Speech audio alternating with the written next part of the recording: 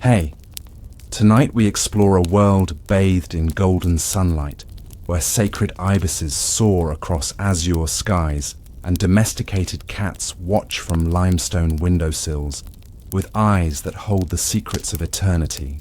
Ancient Egypt, a civilization that cherished its animals not merely as companions, but as living embodiments of their deities. In the shadows of towering pyramids and beneath the gaze of the Sphinx, there existed the quiet, devoted souls whose lives were dedicated to the care of creatures both common and exotic. These were the pet keepers of ancient Egypt, whose gentle hands tended to the physical vessels of gods, the treasured companions of pharaohs, and the beloved animals of noble households. Their stories remain whispered in papyrus fragments and etched in tomb walls, waiting for us to listen. If you're enjoying this peaceful moment, please like, share, and subscribe. What time is it where you are? Which city are you watching from? Tonight? Dim your lights, turn on a fan for a soft background hum, and settle in. Let your thoughts wander gently into the past. The morning sun spills like liquid gold across the limestone floors of your modest dwelling. You stir from sleep. On your wooden headrest, your neck momentarily stiff before you rise to greet the day. The air carries the scent of bread baking somewhere nearby, mingling with the earthy fragrance of the Nile that never quite leaves the breeze in Bubastis. Your home sits in the shadow of the great temple of Bastet, the cat-headed goddess whose sacred animals are your life's work and devotion. You dress simply in a white linen shenty, the cloth cool and smooth against your skin. The fabric was woven by your sister's skilled hands, a gift when you were appointed to your position 3 seasons ago. The wooden comb slides through your dark hair, recently shorn short as befits your station as a temple servant. Around your neck hangs a simple amulet, a small cat carved from faience, its glaze the same deep blue as the evening sky. It was given to you by the high priestess herself when you demonstrated your exceptional gentleness with even the most difficult felines in your care. Your sandals make a soft shuffling sound as you cross your small courtyard. The potted herbs, mint, coriander, and dill, release their fragrance as your garments brush against them. From a small clay dish, you take a piece of dried fish, wrapping it carefully in a scrap of linen. This is not for your breakfast, but for one special resident of the temple who has been refusing her meals. The streets of Bubastis are already alive with activity as you make your way toward the temple. Potters arrange their wares, the clay vessels, still warm from yesterday's firing. Children dash between market stalls, their laughter rising above the general murmur of commerce. A woman balances a large water jug on her head, her posture perfect from years of practice.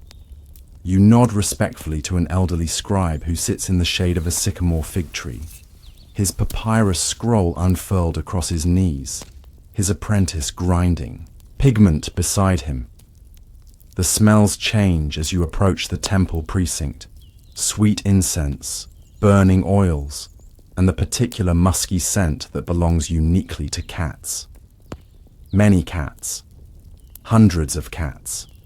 The sacred felines of Bastet's temple are your charges, your responsibility, your calling. The enormous temple gates stand open, their cedar surfaces carved with images of Bastet in her dual aspects, as woman and as cat. The guards recognize you immediately, nodding as you pass into the outer courtyard. The temple's outer walls enclose, a world apart from the bustle of the city. Here, pools of water reflect the sky, and tall papyrus plants sway gently in the morning breeze. Already, several cats lounge on warm stones or prowl through the carefully tended gardens. These are not merely temple pets. They are the earthly manifestations of Bastet herself, treated with reverence by all who serve here. You pass a group of pilgrims being led by a junior priest, their faces displaying the awe that newcomers always show when they first see the sacred cats in such numbers. You hear him explaining in a measured voice. The goddess Bastet protects the home, brings joy through music and dance, and ensures fertility. But she is also fierce, a defender against evil, particularly the serpent Apophis, who threatens Ra's journey through the night sky. These cats are her sacred animals, manifestations of her divine essence. A sleek black cat with white paws crosses your path, and you kneel instinctively, extending your hand. The cat sniffs your fingers, then presses her head against your palm, Atimwai, greeting between old friends. This is Meritaten, named after a long-dead princess, one of the oldest temple cats. Her coat still gleams with health due to your attentive care, though silver threads now appear around her muzzle. You scratch beneath, her chin exactly where she prefers, and she rewards you with a deep, rumbling purr that you can feel through your fingertips. "Good morning, noble one," you murmur, the formal address slipping easily from your lips after years of practice. All the sacred cats receive such respectful greetings. They are not pets, but divine beings worthy of reverence. Meritaten blinks, slowly at you, then continues on her morning patrol of the temple grounds. You make your way to the sacred feeding area, a shaded colonnade where dozens of clay bowls are arranged in neat rows. 2 young apprentices are already there, filling bowls with fresh goat's milk and pieces of fish. They bow respectfully when they see you, acknowledging your senior status among the keepers. "May Bastet's joy fill your heart, master," says the younger of the 2, a boy no more than 12 years old. His name is Amenemhat, and he has a natural way with the cats that reminds you of yourself at his age. "And yours, Amenemhat," you reply with a gentle smile. "Has the new mother eaten yet?" 3 days ago, a temple cat gave birth to 5 kittens, in a specially prepared box lined with the softest linen. The mother, a tawny cat called Neferet, had been refusing food since the birth, concerning for a nursing queen. "Not yet, master. She guards the kittens and hisses when we approach with food," Amenemhat says, his young face creased with worry. You nod, patting the wrapped fish in your pocket. "I will see to her. Continue with the others."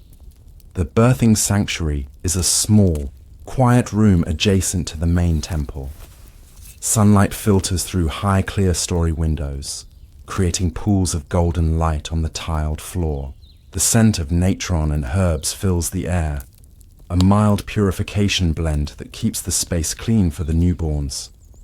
In the corner, in a wooden box elevated on short legs, lies Neferet with her 5 kittens. Even from the doorway you can hear the tiny mewling sounds of the babies and the rhythmic rumble of their mother's purr. You approach slowly, singing a soft hymn to Bastet under your breath. The cats have learned to associate this melody with your presence, and it soothes even the most agitated feline. Neferet's amber eyes track your movement, but she doesn't hiss. A good sign. You kneel several paces away from the box, respectful of her space. "Noble Neferet," you murmur, "blessed mother, vessel of Bastet's fertility, I honor your sacred children." The formal words are accompanied by a small bow. Then, moving with deliberate slowness, you unwrap the linen package and place the special treat, a piece of Nile perch, her favorite, on the floor between you. The smell reaches her instantly, and her whiskers twitch forward in interest. You back away several steps, giving her space to decide. After a moment's hesitation, she rises carefully, positioning herself so that her body still partially shields the kittens. She stretches, extending each leg in turn. then steps delicately out of the box and approaches the fish. While she eats, you perform a visual examination from a respectful distance. Her coat is slightly dull, common after birth, but her eyes are clear and her movements fluid. The kittens squirm in their nest, tiny pink mouths opening in blind hunger now that their mother's warmth has temporarily left them. You count them. 1, 2, 3, 4, 5. 3 dark like their mother, 2 with patches of white. All seem to be nursing well, their small round bellies evidence of successful feeding. You make a mental note to record their appearance and condition in the temple records later.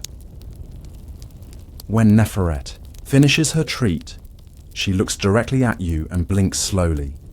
The cat's kiss, a sign of trust. You return the gesture, closing your eyes momentarily in acknowledgement of the bond between keeper and sacred animal. Then she returns to her babies, settling around them with practiced ease. You leave a small bowl of fresh water and another piece of fish within easy reach before backing out of the room. This small success fills you with quiet satisfaction. In the life of a cat keeper, these gentle moments of trust are the greatest rewards. The morning progresses as you move through the temple grounds, checking on each of your sacred charges. There are cats that need medicine administered, honey mixed with healing herbs for digestive ailments, poultices for minor wounds. Others require grooming, their long fur carefully combed with wooden combs to prevent matting. The older cats, moving stiffly with age, receive gentle massages with warmed oil of cedar to ease their joints. Near the central sanctuary, you encounter the high priestess, her white linen robes immaculate, her shaved head gleaming in the sunlight. Gold bands encircle her upper arms, and a pectoral of lapis and gold rests against her chest, depicting Bastet in her feline form. You bow deeply, eyes lowered in respect. "Rise, faithful one," she says, her voice melodious and warm. "How fare our sacred charges today?" "They bask in Bastet's grace, High Priestess," you reply formally. "Neferet's kittens thrive. The elderly ones enjoy the morning sun. All is well." And the preparations for the festival. The festival of Bastet is approaching, a time when thousands of pilgrims will journey to Bubastis to honor the goddess. The temple cats will play a central role in the ceremonies, particularly the choosing of new sacred kittens to be raised in the temple. The young ones are being prepared, High Priestess. We have selected 12 who show the signs, 7 females and 5 males. They respond well to the sacred chants and have demonstrated the temperament befitting temple cats. She nods, pleased. "Show me." You lead her to a separate courtyard where the candidate kittens are housed. Unlike the adult cats who roam freely through most of the temple, these young ones are kept together to learn the proper behavior expected of sacred animals. They are beautiful specimens, sleek, healthy, with bright eyes and responsive dispositions. As you enter, they gather around, curious but dignified even in their youth. The High Priestess moves among them, occasionally touching one lightly on the head or back. The kittens respond to her presence with unusual calm, sensing perhaps the divine connection she shares with their goddess.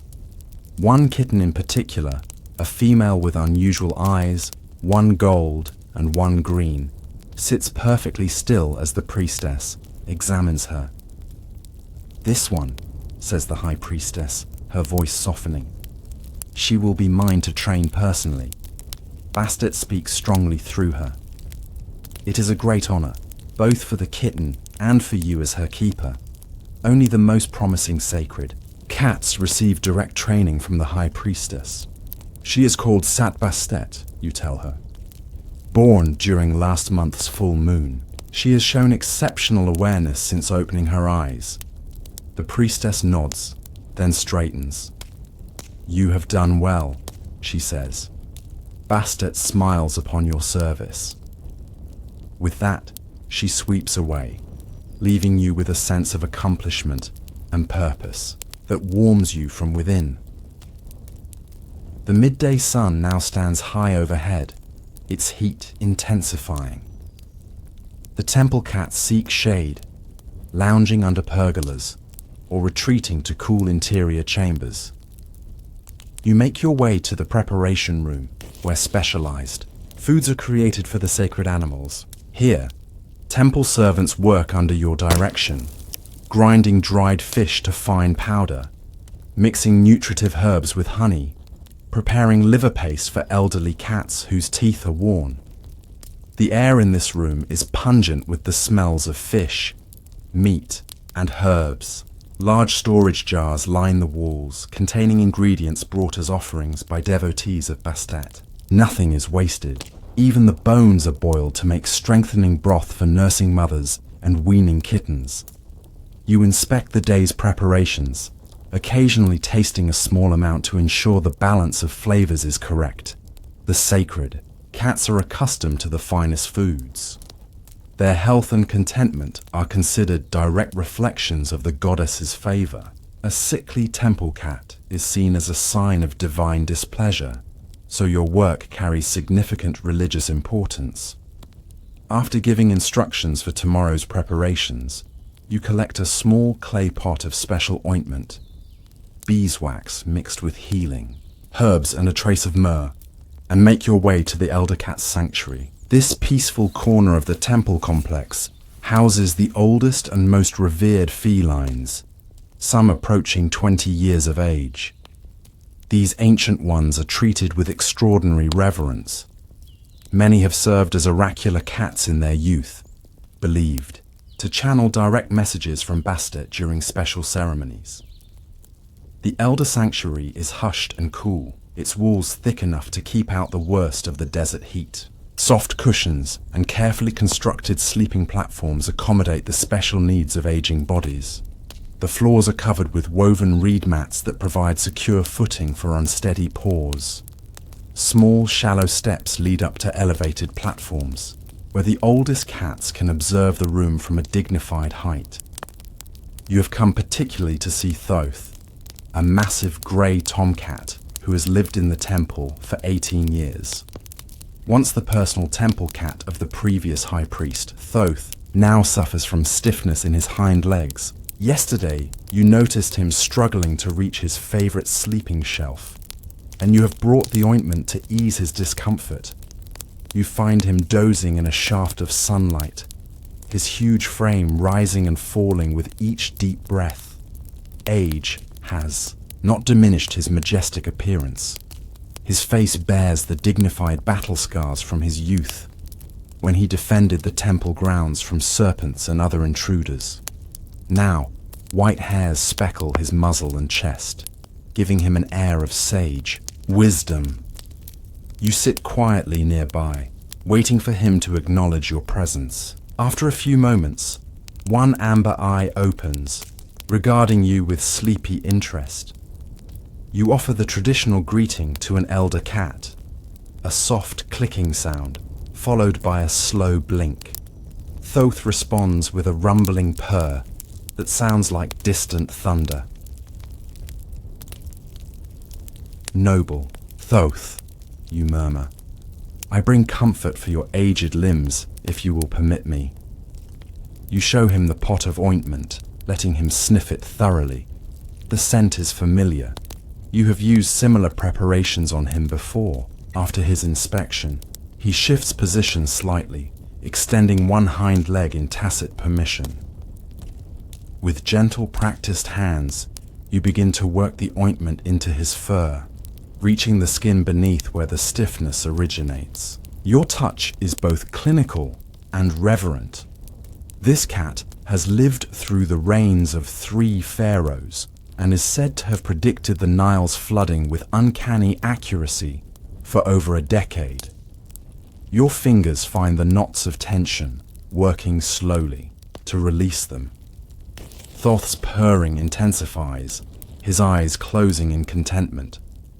While you work, a young acolyte enters with fresh water and food for the elder cats. She moves quietly, careful not to disturb the sacred animal's rest.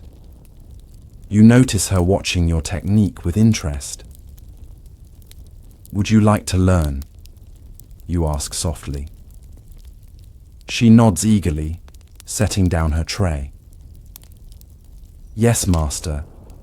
The healers say you have a special touch with the elders." You gesture for her to kneel beside you. "Feel here." You guide her fingers to a specific point above Thoth's hip joint. The muscles knot when they grow cold at night. Use firm but gentle pressure, moving in small circles. Listen to his breathing. It will tell you if you are helping or hurting.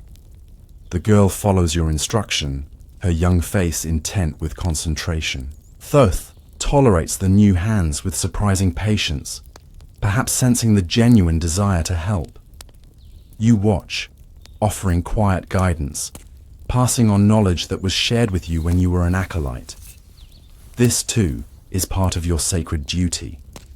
Not just caring for the cats themselves, but teaching the next generation of keepers.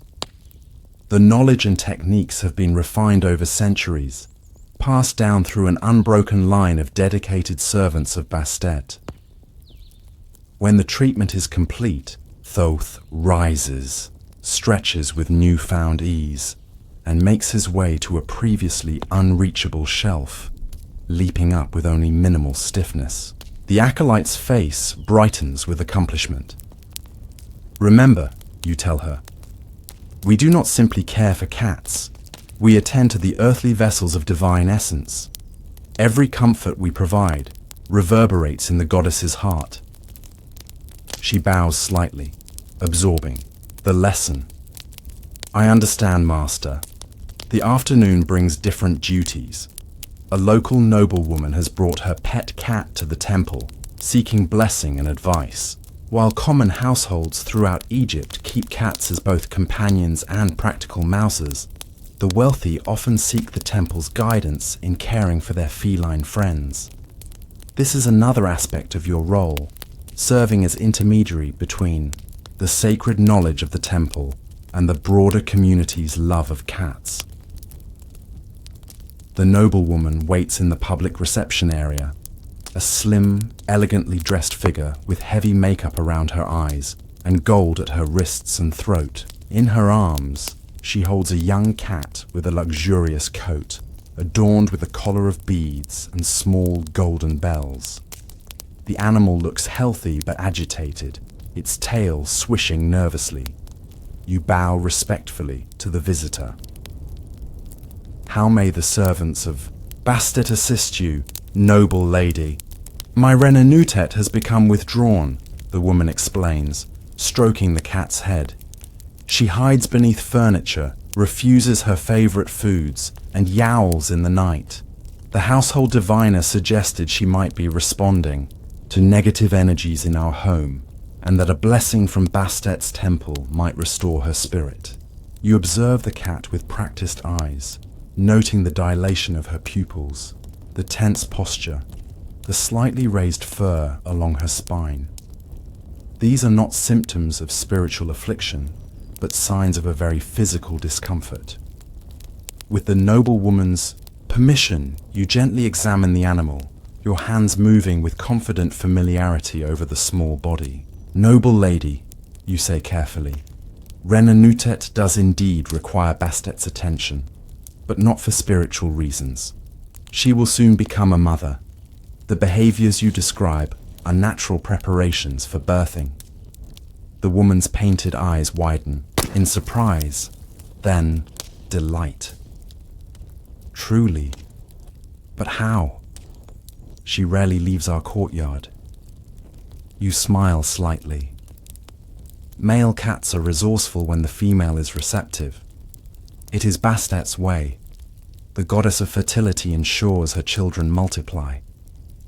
What follows? is a detailed conversation about caring for a pregnant cat. You provide practical advice on nutrition, preparing a birthing box, and signs that the kittens are coming. You also explain the spiritual significance. Kittens born to a household cat are considered blessings from Bastet, each one bringing divine protection to the home. The noblewoman listens attentively, occasionally glancing at her cat with newfound understanding. When you have finished your guidance, she reaches into a small pouch at her belt and removes a silver amulet, a finely crafted image of a seated cat. "For the temple," she says, placing it in your hand. "And this," she adds, presenting a small alabaster jar, "is Kaifi incense from my husband's trading expedition to Punt. For you personally, in thanks for your wisdom." You accept both gifts with appropriate gratitude. The silver will be added to the temple treasury, but the incense, a rare and precious substance, is yours to enjoy. Such gifts are among the few luxuries permitted to temple servants, acknowledgements of the specialized knowledge you provide. As the afternoon wears on toward evening, you oversee the final feeding of the day. The temple cats have established routines that must be honored. They expect their meals at certain times, served in particular ways. Disruptions to their schedule can cause distress, which is interpreted as divine displeasure. The evening meal is a communal affair for most of the cats, with special cases receiving individual attention. You supervise as apprentices, and junior keepers distribute food according to detailed guidelines. This cat requires finely shredded meat that one will only eat from a specific blue faience dish. Another must be fed separately to prevent food guarding behaviors. There is a peaceful harmony to the scene. Dozens of sacred cats dining under the watchful eyes of their dedicated keepers. The last rays of the setting sun cast long shadows across the feeding courtyard, turning the white limestone to gold and amber. In this light, the cats themselves seem transformed, their fur gleaming with an almost supernatural luster, their movements deliberate and graceful. As darkness falls, oil lamps are lit throughout the temple complex. Their gentle glow creates pools of warm light that guide the evening activities. Most of the cats will spend the night within the temple walls, though some, particularly the younger, more adventurous ones, will go hunting in the surrounding gardens and fields. The natural predatory behaviors are encouraged. They keep the sacred animals healthy and the temple grounds free of vermin.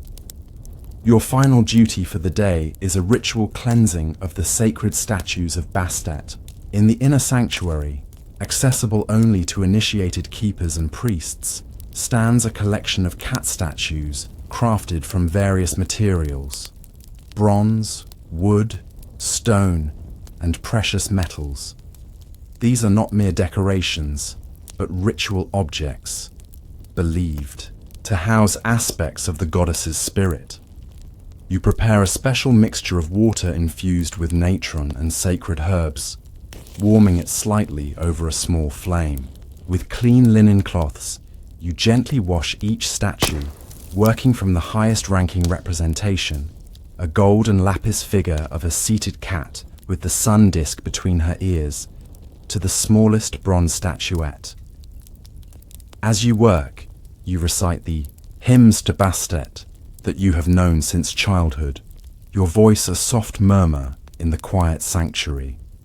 Praise to you, Bastet, Eye of Ra, Lady of the East, sweet breath of protection. Your claws defend against all evil.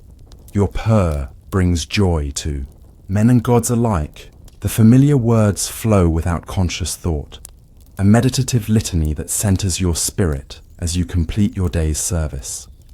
When each statue has been cleaned and dried, you apply a thin coating of sacred oil to the metal ones to prevent tarnish. The gentle scent of cedar and lotus fills the small chamber. As you finish, you become aware of a presence in the room. A large temple cat has entered silently and now sits watching your work. It is Mehi, one of the temple's most revered, oracular cats, known for appearing at significant moments. His sudden presence during your evening ritual sends a small shiver of reverence down your spine. You complete your task under his unwavering gaze, feeling as though your work is being evaluated by Bastet herself through her sacred animal. When you have finished, you bow deeply to both the statues and to Mehi. The cat rises, stretches languidly, and approaches the largest statue. He rubs his cheek against its golden base, a gesture that the priests interpret as divine approval. Then he turns, fixes you with a penetrating green stare, and departs as silently as he came. The encounter leaves you with a profound sense of connection to your purpose. This is why you serve in the temple, not merely to care for animals, but to maintain the delicate bridge between the mortal world and the divine. Through your careful tending of Bastet's sacred animals, you help ensure the goddess's continued protection of Egypt itself. With your duties complete, you make your way back to your modest dwelling in the shadow of the temple wall. The night air has grown cool, a blessed relief after the heat of the day. Stars crowd the dark sky, and somewhere in the distance you hear the plaintive notes of a flute, perhaps from a riverside celebration or a family gathering. Your home welcomes you with familiar simplicity. A sleeping pallet covered with clean linen, a small table holding a water jug and cup, a wooden chest containing your few personal belongings. A single oil lamp casts enough light for you to prepare for rest. You remove your temple garments and wash with water from a clay basin, the cool liquid refreshing against your skin. Before settling onto your pallet, you take the small alabaster jar of kaifi that was gifted to you earlier. You open it carefully, releasing a complex fragrance of honey, wine, raisins, juniper, and myrrh, a scent fit for the temples and palaces of Egypt. You dab just a touch on your wrists and behind your ears, a rare indulgence to carry into your dreams. As you extinguish the lamp, a soft sound at your door draws your attention. You open it to find a small temple cat, not one of the sacred ones, but one of the many common cats that live around the temple complex. She looks up at you expectantly, her tail raised in greeting. You recognize her, a friendly cat who often visits the keeper's quarters. Though not officially a sacred animal, she is still a child of Bastet and worthy of kindness. You step aside, allowing her to enter. She makes herself comfortable at the foot of your sleeping pallet, curling into a perfect circle, her purr filling the darkness with gentle vibration. As you drift towards sleep, the cat's rhythmic purring blending with the distant sounds of night, birds, and the occasional call of temple guards changing shifts. You reflect on your place in the eternal order of Egypt. Your role may seem small in the grand schemes of pharaohs and high priests, but you know its true importance. You are a keeper of the sacred, a guardian of divine vessels, a preserver of ancient knowledge, a tender of the delicate connection between gods and mortals. Tomorrow will bring another day of careful observation, gentle hands, and quiet devotion. The sacred cats will need feeding, grooming, and healing. The temple rituals will require your specialized knowledge. Visitors will seek your guidance for their own beloved felines.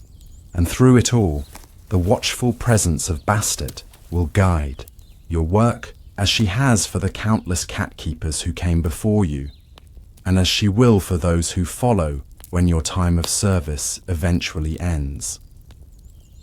The visiting cat shifts in her sleep, stretching one paw to lightly touch your ankle, a gesture of trust that warms your heart. In this simple moment of connection between human and feline, you feel the essence of your vocation. This is the surprisingly quiet job of an Egyptian cat keeper. Not grand ceremonies or public acclaim, but countless small acts of care that maintain the harmony between the mortal world and the divine. Your thoughts grow hazier as sleep approaches. The last image in your mind is of the temple at dawn, golden light spilling across limestone floors, sacred cats moving with deliberate grace through shadowed colonnades, and the watchful eyes of Bastet, sometimes stern, sometimes loving, always present, guiding your hands in their daily work. In this vision of perfect order and purpose, you find your rest. Twilight descends on the royal aviary in Thebes, where exotic birds from distant lands rustle their jewel-toned feathers. Somewhere across the Nile, flutes and sistrums herald tonight's feast.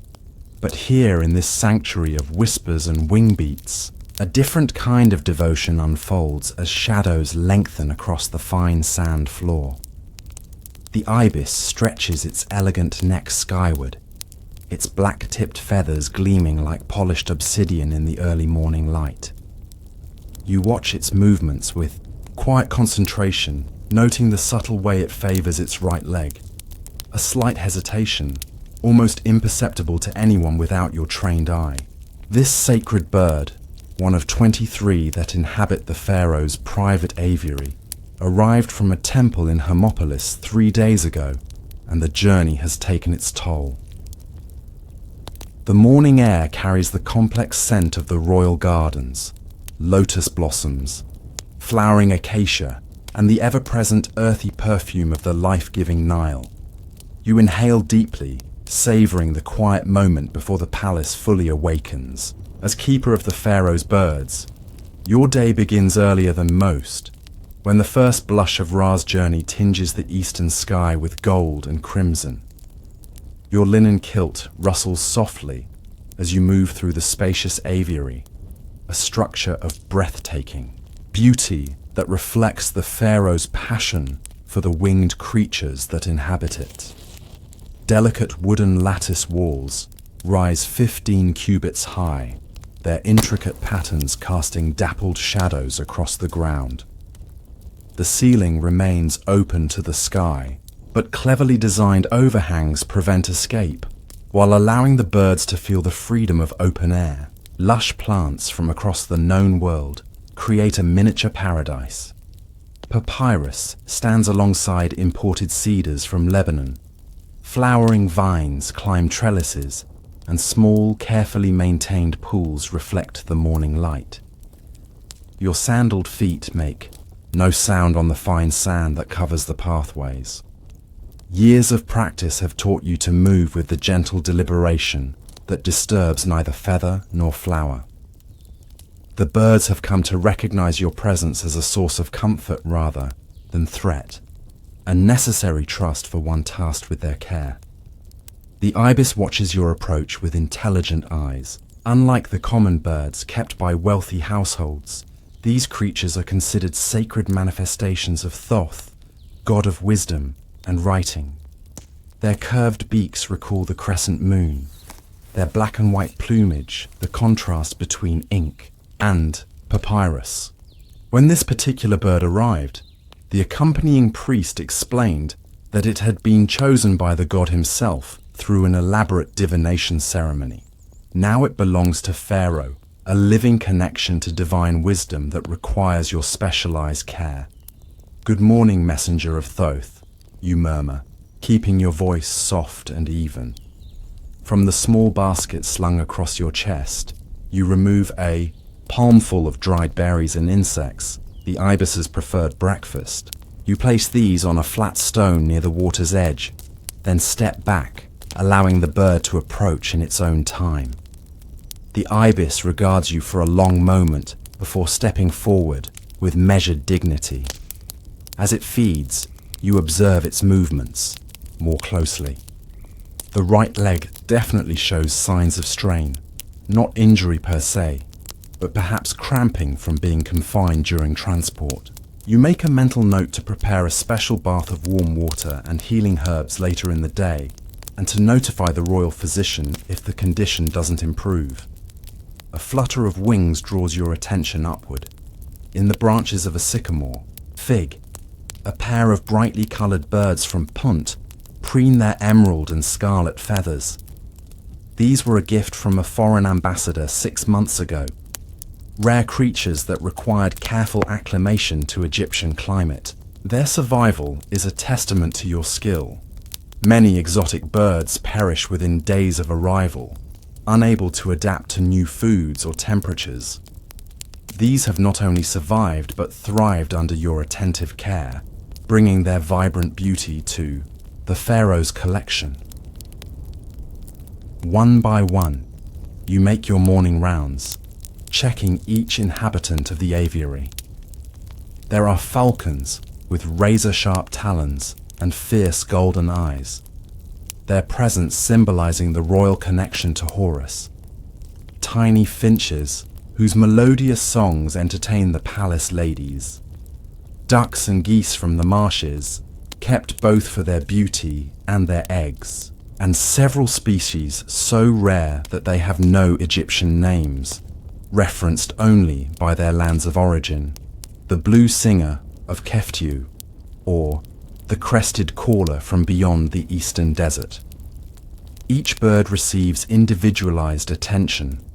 Some require special feed mixtures, seeds crushed to specific consistency, fruits cut in particular ways, insects sorted by type and size. Others need their perches adjusted or nesting materials replaced. A few of the more delicate species must have their water changed multiple times daily, with particular minerals added to maintain their health. Your knowledge of these requirements comes from years of careful observation and meticulous record keeping. Unlike cat keepers or hippopotamus handlers, you have no ancient scrolls of wisdom to guide your work. The keeping of exotic birds is a relatively new royal passion, and you are among the first generation to develop the specialized skills it requires. Each success and failure has been noted on papyrus sheets stored in your private quarters. A growing body of knowledge that has already saved countless precious birds from premature death. As you check the water sources, shallow pools lined with copper to prevent algae growth, you notice movement at the aviary's entrance. A royal attendant stands there, his shaved head and pristine white kilt marking him as a member of the pharaoh's inner household. He bows slightly in acknowledgement of your official position before speaking. The Divine One wishes to visit the aviary before the midday heat. You are to prepare the birds and be ready to provide information about the new arrivals. You bow deeply in response, touching your forehead in respect. It shall be done as His Majesty commands. The aviary will be ready. After the attendant departs, you move with increased purpose. A royal visit requires special preparations. The sand paths must be smoothed to erase all footprints. Fresh flowers placed in the copper holders that line the main walkway. Incense, lit in the small braziers to perfume the air with frankincense and myrrh. Most importantly, the birds themselves must be at their most impressive, fed and content, but not so recently that they grow sleepy and unresponsive. You summon your 3 assistants, young men from noble families who are learning the art of bird keeping under your guidance. They arrive promptly, having already completed their morning grooming routines in anticipation of possible royal presence. You divide the tasks among them with brisk efficiency. Amenhotep, prepare fresh fruits and seeds for the display feeders, the painted ones, not the daily vessels. Nakti, refresh all water sources and check that no molting feathers have fallen on the walkways. Sembi, bring the special incense mixture from the storage room and prepare the braziers. As they hurry to their assigned tasks, You focus on the birds themselves. The new ibis must be encouraged to a more visible perch where the pharaoh can admire it properly. The pair of hoopoes brought from the western desert should be coaxed to the flowering acacia, where their distinctive crown feathers show to best advantage against the yellow blossoms. The talking minor bird from distant eastern lands, a particular favorite of the pharaohs, must be given its morning language lesson, so it will be ready to demonstrate its abilities. You approach the miner's special enclosure, the only fully enclosed space in the aviary, designed to prevent the clever bird from escaping. Unlike the sacred birds that command religious reverence, this creature is valued purely for its remarkable ability to mimic human speech. Through patient training, you have taught it to repeat several phrases in both Egyptian and foreign tongues, including formal greetings and religious invocations. The miner watches you with its bright, inquisitive eyes as you open the golden door of its cage. Despite the luxury of its accommodation, a cage crafted by the royal metalworkers, with perches of imported cedar, you know the bird would trade it all for freedom. This understanding creates a peculiar bond between keeper and kept. You both serve at the pleasure of greater powers. May the gods grant long life to the good God, perfect one of the two lands, you say slowly, enunciating each syllable with precision. The miner tilts its head, listening intently. After you repeat the phrase 3 times, the bird ruffles its glossy black feathers and produces a startlingly accurate imitation of your voice. You reward it with a special treat, a honey-dipped berry, and continue with the next phrase in the sequence. By the time you finish the language session, your assistants have completed their preparations. The aviary gleams in the strengthening sunlight, every detail perfect for royal inspection. Fresh lotus blossoms float in the pools, their subtle fragrance mingling with the sweet smoke of burning incense. The painted ceramic feeding platforms have been arranged as vivid focal points, drawing attention to the most impressive birds in the collection. You take a moment to check your own appearance, straightening your linen kilt and adjusting the simple pectoral that marks your official position. Unlike the elaborate jewelry worn by temple priests or palace officials, your insignia is practical, a bronze pendant depicting various bird species arranged in a circle, symbolic of the cycle of migration and return. The sound of approaching footsteps and ceremonial rattles signals the pharaoh's arrival. Your assistants immediately prostrate themselves on the ground beside the entrance path. You take your position slightly ahead of them, kneeling with head bowed, eyes carefully fixed on the immaculate sand before you. The procession enters with measured ceremony. First the fan bearers, their ostrich plumes creating gentle currents in the still air. Then several priests with censers swinging from golden chains. Next, the royal guards with ceremonial spears held vertically. And finally, walking beneath a portable canopy of finest linen, the living Horus himself. You catch only a glimpse of the royal sandals, crafted from the finest leather and adorned with gold, before lowering your gaze completely. The pharaoh's voice, cultivated to convey divine authority, tempered with human warmth, breaks the reverent silence.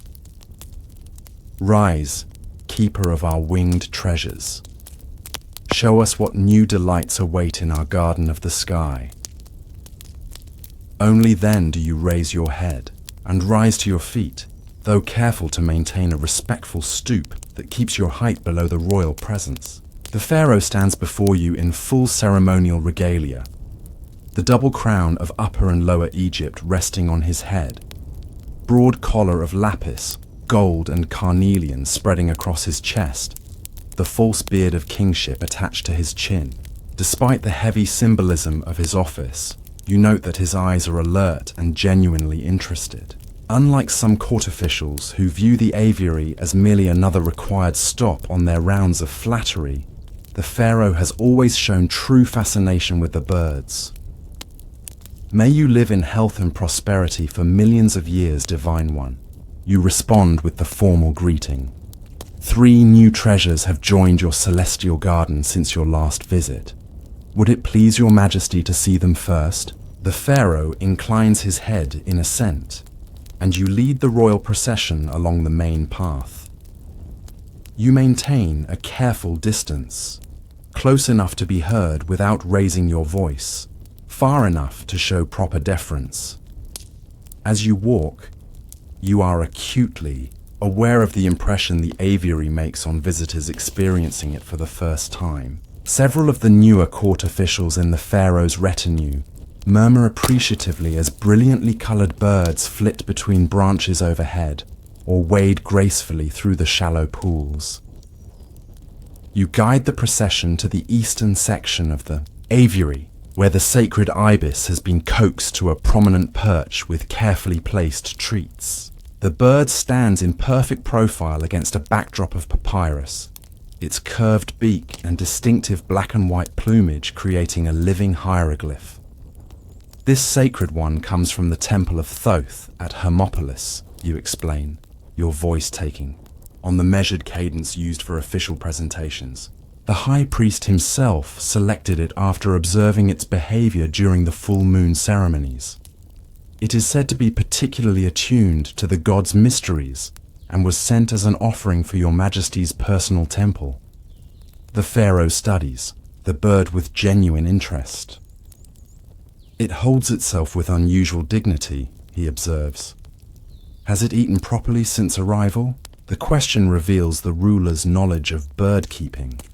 Refusing food is often the first sign of distress in newly acquired specimens. Your respect for the pharaoh deepens, despite commanding an empire that stretches from Nubia to the Great Sea. He still attends to such details. It accepted nourishment cautiously at first, Divine One, but now eats the full measure appropriate for its kind. The journey has left some stiffness in its right leg, which I am treating with warm herb baths. It should regain full grace of movement within days, the pharaoh nods, satisfied. Ensure that Thoth's messenger receives everything it requires. When it has fully recovered, we wish it to be moved to our personal quarters for a divination ceremony at the next new moon. "As your majesty commands," you reply, making a mental note to prepare special transportation arrangements and to research the appropriate ritual preparations. The royal request is a significant honor. Birds usually remain in the aviary, with the pharaoh visiting them rather than the reverse. You continue the tour, leading the procession to the western section where a pair of falcons from Upper Egypt have recently taken up residence. Unlike most of the aviary's inhabitants, these birds are not fully domesticated. They were captured as adults and still retain their wild nature. They perch on specialized stands, secured by delicate gold chains attached to their legs with leather. Jesses. These hunters of the sky were captured near the first cataract, you explain. They are the largest of their kind found in 10 seasons, according to the royal falconers. They are being conditioned for the hunt, but will remain here between expeditions to benefit from the sacred space. The pharaoh approaches one of the falcons, moving with deliberate slowness. The bird watches him with fierce yellow eyes, its head rotating to track every movement. When the ruler extends his arm, protected by a thick leather guard provided quickly by an attendant, the falcon hesitates only briefly before stepping onto the offered perch. A murmur of appreciation ripples through the retinue at this display of royal affinity with the embodiment of Horus.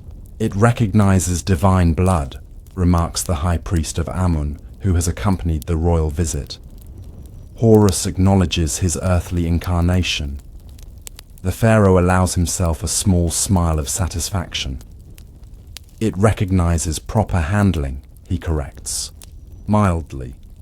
Our keeper has trained it well in a short time. You bow deeply at this unexpected praise. The divine nature flows from your majesty to all creatures in your presence, you respond diplomatically, acknowledging both the religious interpretation and the practical reality. After the falcon returns to its perch, you lead the procession to the final new addition, a group of tiny jewel-like birds from lands far to the south, beyond even Nubia. No larger than a man's thumb, they hover in the air like living gemstones, their wings beating so rapidly they create a humming sound. Their long, needle-thin beaks probe deep into tubular flowers specially cultivated for their needs.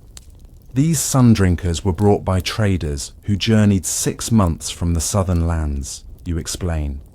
They feed only on flower nectar and must eat constantly to maintain their extraordinary energy. They are the only birds known that can fly backward as easily as forward and can hover in place like dragonflies. The entire retinue falls silent, watching the tiny creatures dart between blossoms, their feathers flashing emerald, ruby, and sapphire in the dappled sunlight. Even the pharaoh seems momentarily transfixed by their impossible delicacy and speed. How do they survive the journey? He asks finally. Such fragile things, to travel so far. The traders keep them in special cages lined with lotus fibers, divine one, and feed them honey water from tiny pottery tubes throughout the journey. Even so, for every 10 that begin the journey, perhaps 3 survive to reach Egypt. These 5 are the strongest of 20 that departed their homeland. The pharaoh watches them for a moment longer, then gestures to his scribe, who has been following silently, wax tablet and stylus ready to record royal commands. The traders who brought these living jewels are to receive 20 deben of silver beyond their agreed payment. And you, he turns to you directly, an unusual honor, will prepare detailed instructions for their care to be sent to our pleasure palace in the Delta. We wish similar birds to beautify the gardens there. It shall be done before tomorrow's sunrise, divine one, you promise, mentally calculating the hours of careful writing that lie ahead. The proper care of these particular birds involves dozens of specific requirements, from the exact composition of their nectar formula to the placement of their specially designed perches. The tour continues through the remainder of the aviary, with the pharaoh pausing occasionally to admire familiar favorites or to inquire about specific aspects of bird care. At the talking miners' enclosure, he commands a demonstration, and you lead the bird through its repertoire of phrases. The courtiers applaud politely when it perfectly imitates a formal greeting in a Hittite dialect, a diplomatic tool that has proven useful during foreign visits. As the royal procession prepares to depart, the pharaoh makes one final request. The new princess, our daughter, has reached 4 years of age. She shows interest in living things beyond the usual childish fascination. Select an appropriate bird for her personal chambers, something beautiful but hardy, gentle but interesting. You will oversee its installation yourself and instruct her nursemaids in its proper care. This commission requires careful consideration. The royal children are usually surrounded by small dogs, monkeys, and occasionally kittens, traditional pets that require relatively simple care. A bird for the princess's chambers represents a significant departure from custom, and your choice will reflect directly on your judgment. Perhaps the blue singer from Keftiu would please the princess, you suggest after a moment's thought. Its plumage changes color in different lights, from azure to purple, which would delight a child's eye. Its song is sweet, but not overly loud. Most importantly, it is curious about humans rather than frightened by them, and would likely respond well to a gentle child's attention. The pharaoh considers this recommendation, then nods. See to it. If the princess shows aptitude for bird keeping, it may become a suitable royal interest for her future development. With that, the royal visit concludes. You prostrate yourself once more as the procession departs, remaining in that position until the last footstep fades from hearing. Only then do you and your assistants rise, exchanging relieved glances. A royal inspection always carries the potential for either advancement or disaster, depending on the ruler's satisfaction. Today has brought not just approval, but new commissions, clear signs of favor. The Divine One seemed pleased, ventures Amenhotep, the most senior of your assistants. Indeed, you agree, allowing yourself a small smile. Now our real work begins. Nakti, you will assist me with the treatment bath for the sacred ibis. Sembi, begin gathering the flowering plants preferred by the sun drinkers.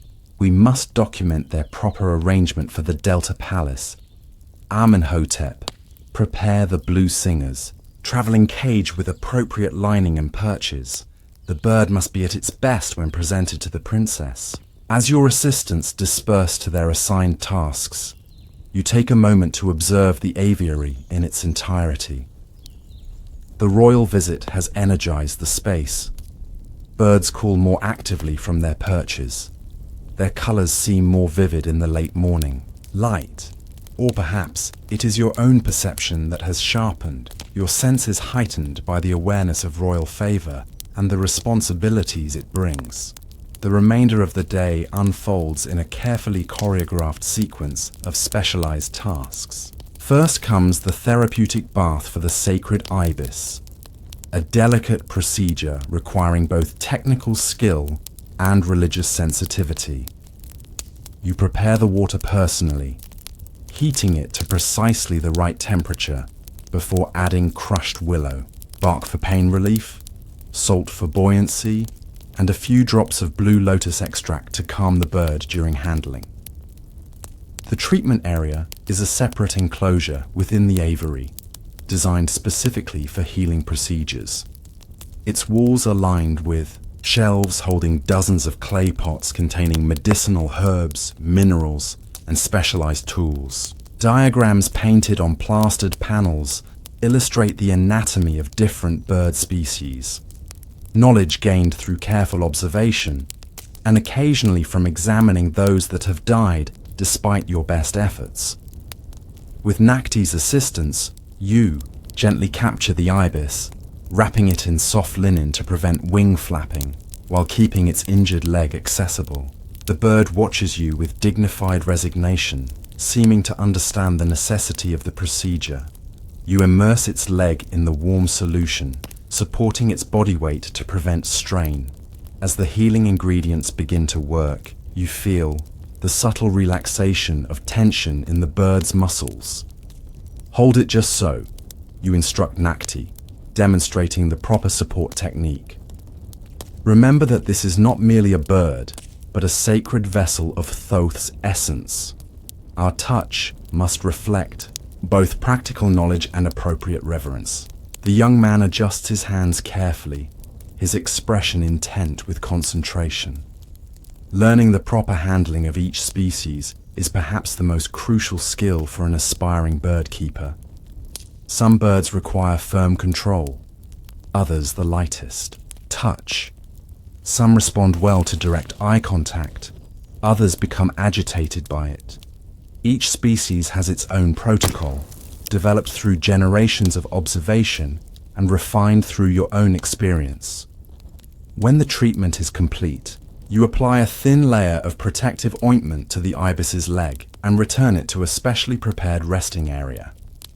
The bird settles on its perch, meticulously arranging its feathers in the precise order disrupted by handling. Already, its movements seem more fluid, less hesitant. It will need the same treatment at sunset, you tell Nakti. Ensure the water is not too hot. Test it on your wrist as I showed you. Add 3 pinches of the ground willow bark, not 4. The dosage must be precise. With the ibis comfortable, you turn your attention to the preparation of care instructions for the tiny sun drinkers. This requires not just writing but illustration, detailed drawings of their specialized feeding tubes, the proper arrangement of plants to provide both nectar and resting places, the design of water features that create the misty air they prefer. You settle at a small desk in the aviary's administrative corner, a space protected from bird droppings by strategically placed awnings. Fresh papyrus, reed pens, and pots of black and red ink await your attention. Drawing implements, fine brushes made from the tail hairs of monkeys, are arranged beside small pots of colored pigments. These will be needed for accurately depicting the specific flowers required for the sun drinker's habitat. The work is painstaking but satisfying. Each diagram must be precise enough for workers at the Delta Palace to recreate exactly the conditions that keep the delicate birds alive. You add detailed notes about their feeding schedule. They must receive nectar every hour from sunrise to sunset, and the specific mixture that sustains them, 3 parts honey to 10 parts water, with the addition of certain crushed flour, pollens during breeding season. The afternoon advances as you work, the sun's position tracked by the shifting patterns of light through the aviary's latticed walls. Periodically, you rise to supervise your assistants or to check on specific birds requiring special attention. A newly hatched clutch of desert larks must be examined to ensure they're receiving adequate nutrition from their parents. A molting parrot from the southern jungles needs its special oil treatment to prevent feather breakage during the vulnerable period. During one such break, you visit the preparation area where Amenhotep works on the cage for the princess's blue singer. The young man has selected a dwelling of appropriate size, large enough for the bird to move comfortably, but not so large that it would overwhelm a child's living space. The cage is crafted from copper wire formed into elegant shapes reminiscent of lotus blossoms, with a base of polished cedar wood. The perches should be wrapped with linen here and here, you advise, indicating specific spots. The blue singer prefers softness under its feet when resting, and remember to include the small bronze bell. This bird enjoys using its beak to ring it, which will amuse the princess. Amenhotep absorbs these instructions with careful attention. Of your 3 assistants, he shows the most promise as a potential royal bird keeper. His hands move with natural gentleness, and he has the patience required for the more tedious aspects of the work. Most importantly, he demonstrates genuine interest in the birds as individual creatures, rather than merely as royal possessions. "Will you select the specific bird today, master?" he asks, as he wraps linen around the perches. You consider this question carefully. The aviary houses 7 blue singers, each with its own personality and traits. The choice for the princess requires thoughtful evaluation. "I will spend time with each candidate at sunset," you decide. That is when they sing most beautifully, and when their true temperaments are most evident. The princess needs a bird that is neither too shy nor too demanding, one that will respond to attention when offered, but remain content when she is occupied with her lessons. As the day progresses toward evening, you complete the sun drinker's care documents, sealing them with the special mark of the royal aviary, an impression in wax showing a bird in flight above the pharaoh's cartouche. These will be delivered to the palace scribes for copying before being sent to the Delta residents along with specially trained keepers. The evening feeding ritual begins as the sun lowers toward the western horizon.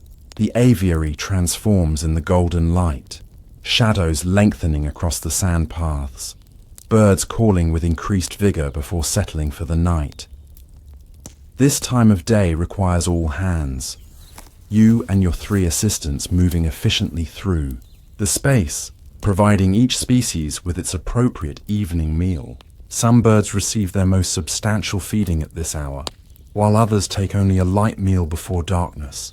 The variations are endless, Frugivores receive freshly cut melons, figs, and dates.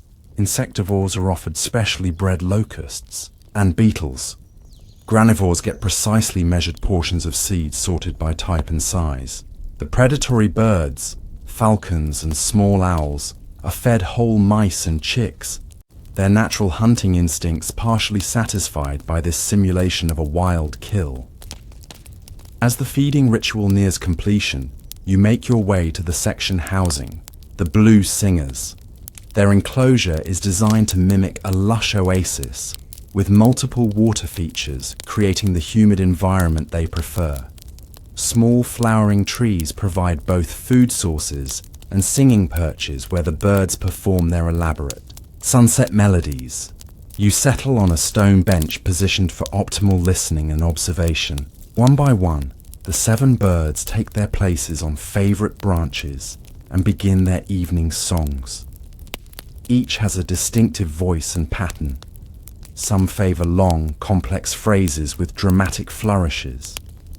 Others offer simpler melodies repeated with subtle variations. Their plumage shifts from azure to violet as the angle of sunlight changes, creating a visual performance to match their auditory one. After listening intently for nearly half an hour, your decision crystallizes. The 3rd bird, a slightly smaller male with exceptionally brilliant feathering around its throat, combines the most desirable qualities for the princess's companion. Its song is sweet but not overpowering. Its manner curious without being aggressive. Most importantly, when you occasionally interrupt the singing session by moving or making small sounds, this particular bird shows interest rather than alarm, a good sign for adaptation to a child's unpredictable environment. You summon Amenhotep, who has been waiting at a respectful distance. The 3rd singer, the one with the violet throat, Patch, you indicate quietly. That one will accompany us to the princess's chambers tomorrow. Prepare a selection of its preferred foods and familiarize yourself with its specific habits tonight. You will assist me with the presentation. The young man's eyes widen slightly. Accompanying you to the royal family's private quarters is an unexpected honor. I will study its behaviors until midnight if necessary, he promises earnestly. As twilight deepens into true evening, final tasks are completed throughout the aviary. Nocturnal species receive their first meals of the night. Water sources are refreshed one last time. Protective coverings are drawn over sensitive plants to shield them from cooling night air. The small, controlled fires that keep predators and disease-carrying insects at bay are lit along the aviary's perimeter. Your workday concludes with a solitary inspection circuit, a final check that all is secure and tranquil before you retire to your quarters. The aviary at night has a different quality, peaceful yet alive with subtle sounds. The soft cooing of sleeping doves, the occasional rustle as a bird adjusts position on its perch, the gentle splashing of fountain water. Moonlight filters through the latticed walls, creating patterns like silver nets cast across the sandy pathways. This quiet time allows for reflection on the day's events and contemplation of tomorrow's challenges. The pharaoh's visit has brought both validation and new responsibilities. The care instructions for the Delta Palace must be perfect. Any failure of the sun drinkers to thrive there would reflect poorly on your expertise. The sacred ibis must be prepared for its role in the royal divination ceremony, a religious occasion of significant importance, and the princess's new companion must make a favorable first impression, establishing both your judgment and the value of birds as appropriate royal pets. Your quarters lie adjacent to the aviary, a privilege of your position that allows constant access to your charges. The space is modest by palace standards, but comfortable, with plastered walls painted in soothing blues and greens. A sleeping platform raised off the floor and covered with fine linen. a copper washing basin, and a cedar chest containing your personal possessions. The room's most distinctive feature is its ceiling, painted to resemble the night sky, complete with accurately positioned stars and constellations. This was a gift from a court astronomer whose pet ibis you saved from a mysterious wasting disease some years ago. Before retiring, you organize materials for tomorrow's presentation to the princess. From a special cabinet, you select a small papyrus scroll illustrated with colorful images of the blue singer in various poses, a simplified care guide appropriate for a child's understanding. You also choose a tiny silver whistle that produces notes in the bird's preferred range, a tool that will allow the princess to call her new companion to her hand once it becomes accustomed to the sound. Finally prepared for sleep, you extinguish the oil lamp beside your bed. Through the narrow window that connects your chamber to the aviary, you can still hear the occasional night sounds of the birds, the soft hooting of an owl, the rustle of feathers as a dreaming bird twitches on its perch. These familiar sounds have been your lullaby for years, a constant reminder of your purpose and place in the intricate hierarchy of palace life. As you drift towards sleep, your thoughts turn to the journey that brought you to this position. Unlike many palace officials who inherit their roles through family connections, you earned your place through demonstrated skill. Beginning as a common bird catcher's assistant in the marshes of the Delta, you showed such intuitive understanding of avian behavior that you were noticed by a visiting noble and brought to the palace for specialized training. Years of careful observation, meticulous record keeping, and gentle handling of increasingly rare and valuable birds elevated you gradually to your current status. Your position exists in an unusual space between the practical and the sacred. You are not a priest, yet you care for creatures with religious significance. You are not a noble, yet you interact directly with the royal family. You are not a scribe, yet your detailed records of bird care have become valuable texts copied and distributed to temples and estates throughout Egypt. This liminality grants both freedom and precariousness. Your status depends entirely on the continued health and beauty of the aviary's inhabitants.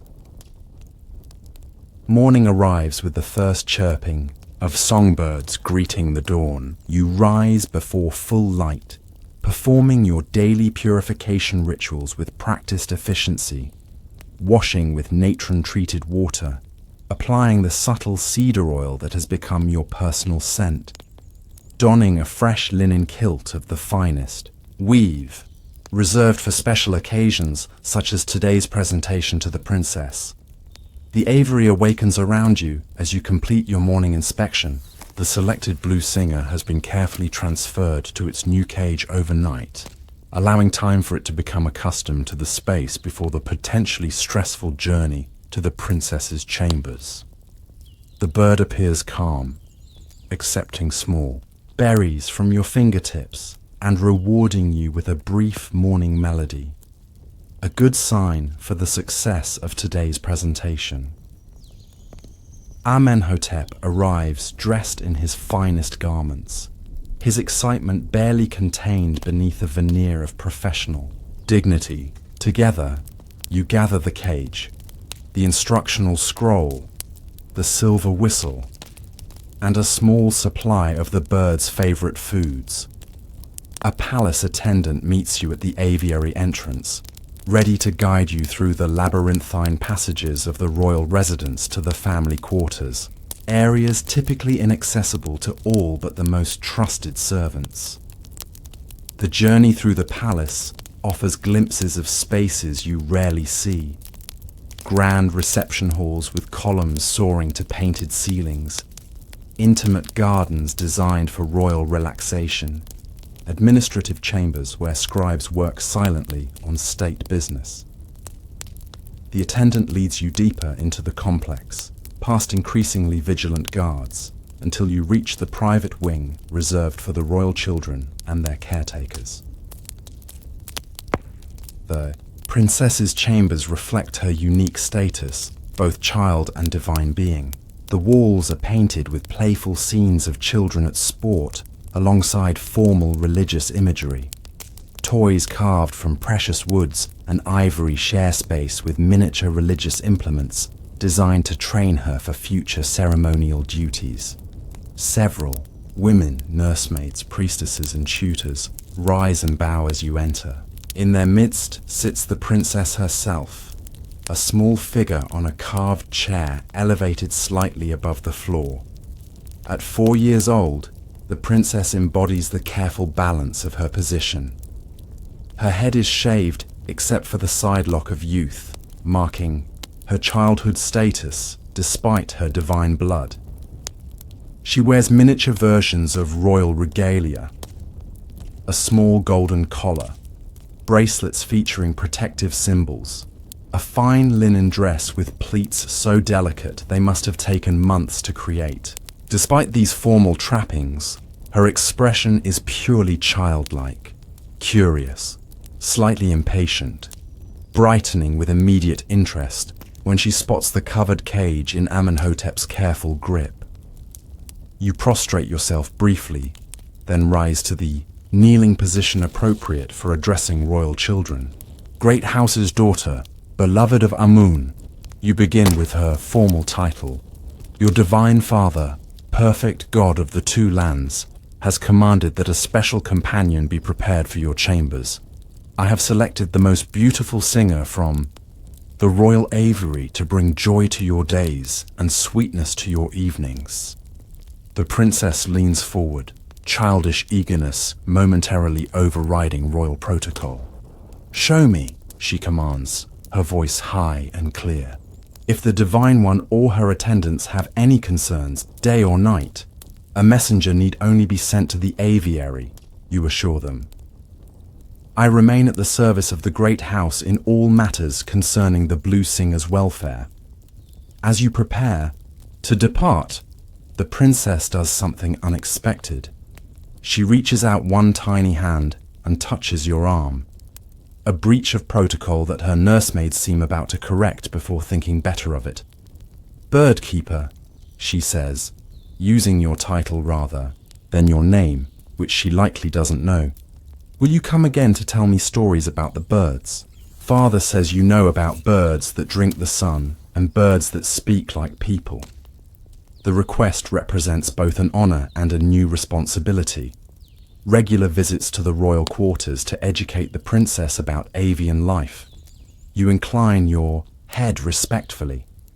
If the Divine One's father permits, it would be my greatest pleasure to share the mysteries of the bird kingdom with you. The nursemaid gives a slight nod, indicating that the request will likely be approved through proper channels. You and Amenhotep back away with appropriate deference, leaving the princess already engrossed in watching her new companion explore its elaborate cage. In the corridor outside, Amenhotep finally allows his composure to crack, a broad smile spreading across his face. "That was perfect," he whispers excitedly. "The bird performed as if it had been trained for weeks." You allow yourself a small smile of satisfaction. "The blue singer recognized the moment's importance," you reply. "Birds understand more than most people realize. Now we return to our duties. The sacred ibis requires another treatment, and the sun drinkers need their mid-morning nectar." As you walk back through the palace corridors toward the familiar territory of the aviary, you reflect on the nature of your uncommon profession.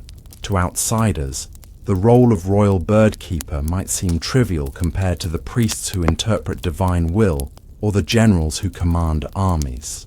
Yet in its own way, your work touches on matters of genuine significance. The maintenance of sacred animals, the enhancement of royal prestige through exotic specimens, the education of a future queen, perhaps even diplomatic relations through the careful selection of living gifts for foreign dignitaries.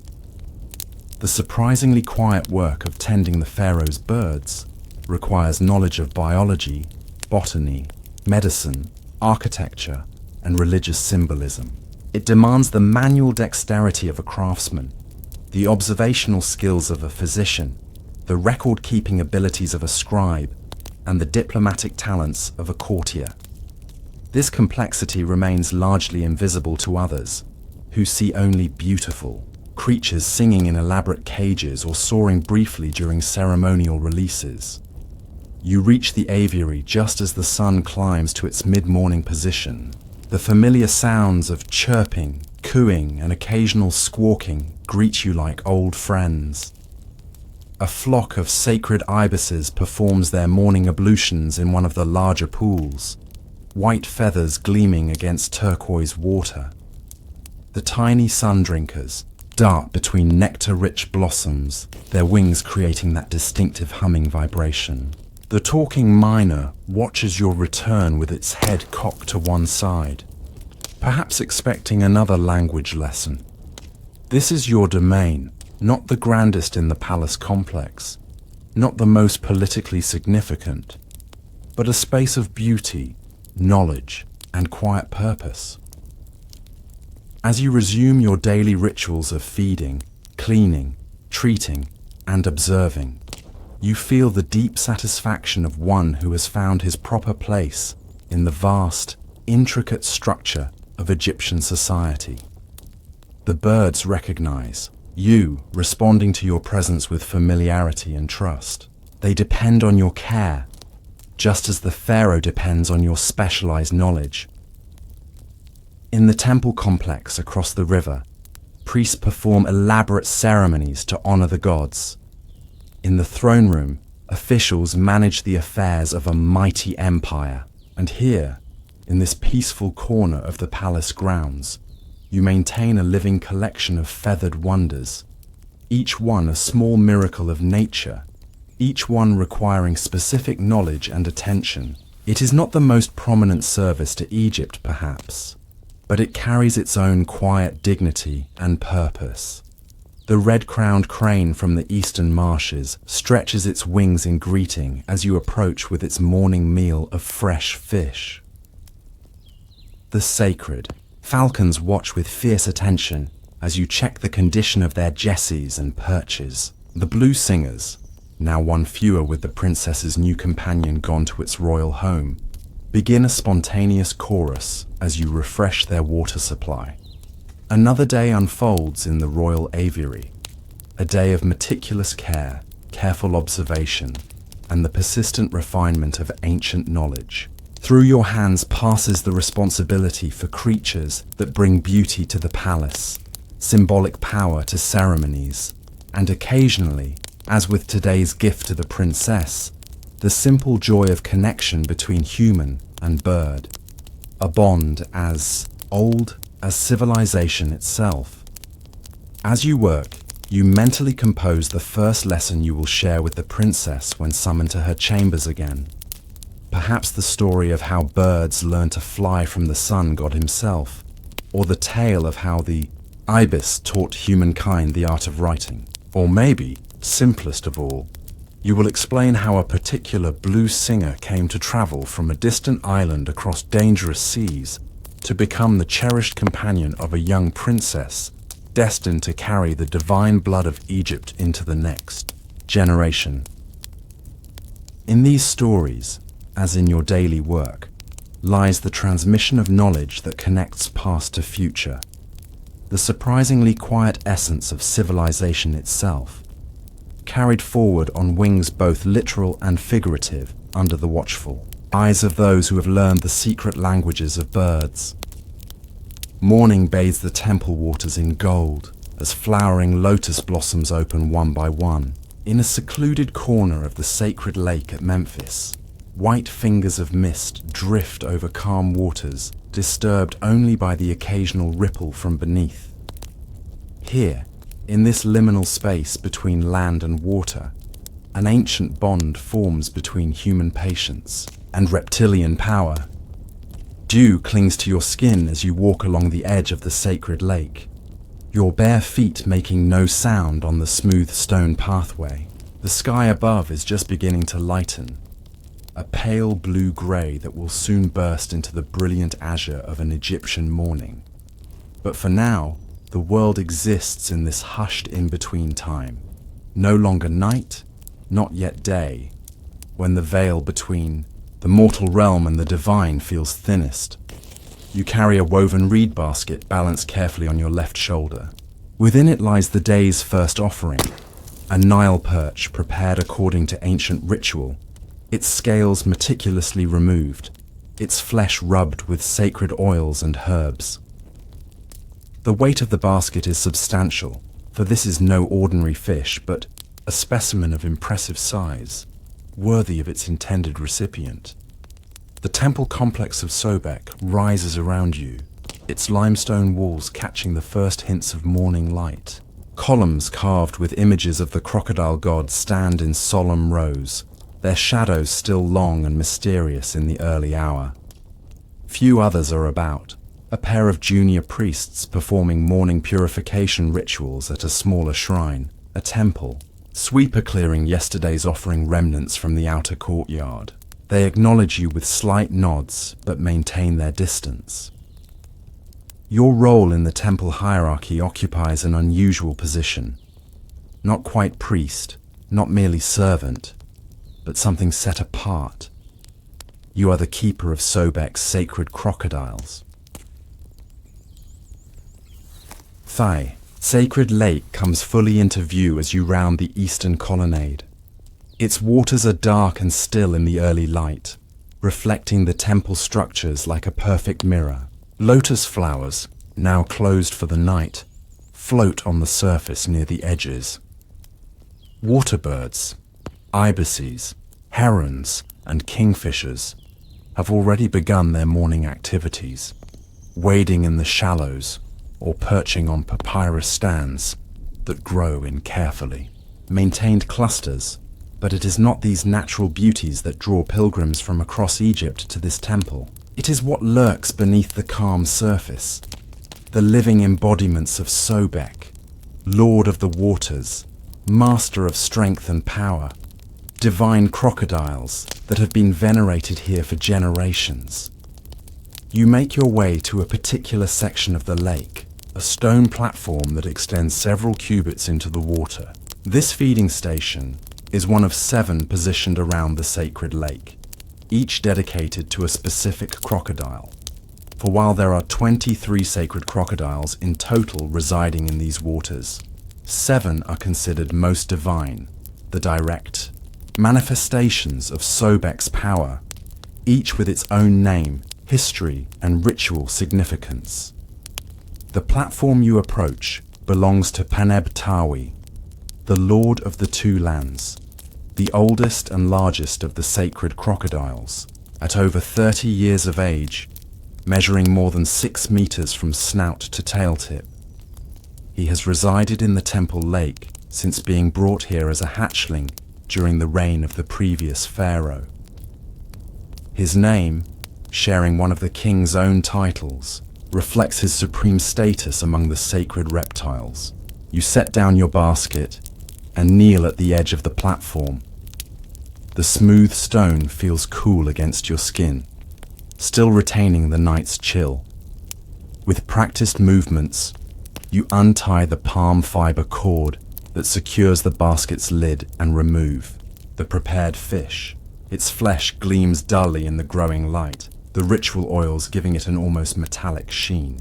The scent, pungent, earthy, with the sharp notes of natron and the sweetness of myrrh, rises to your nostrils.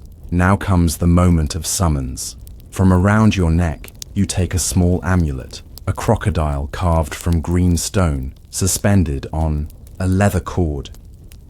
You dip this into the water 3 times, creating ripples that expand outward in perfect circles.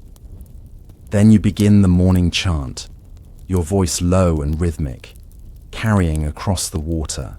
Hail to you, Sobek, Lord of Fayum, sharp of teeth, long of tail, who rises from the primeval waters, who takes the form of the divine crocodile.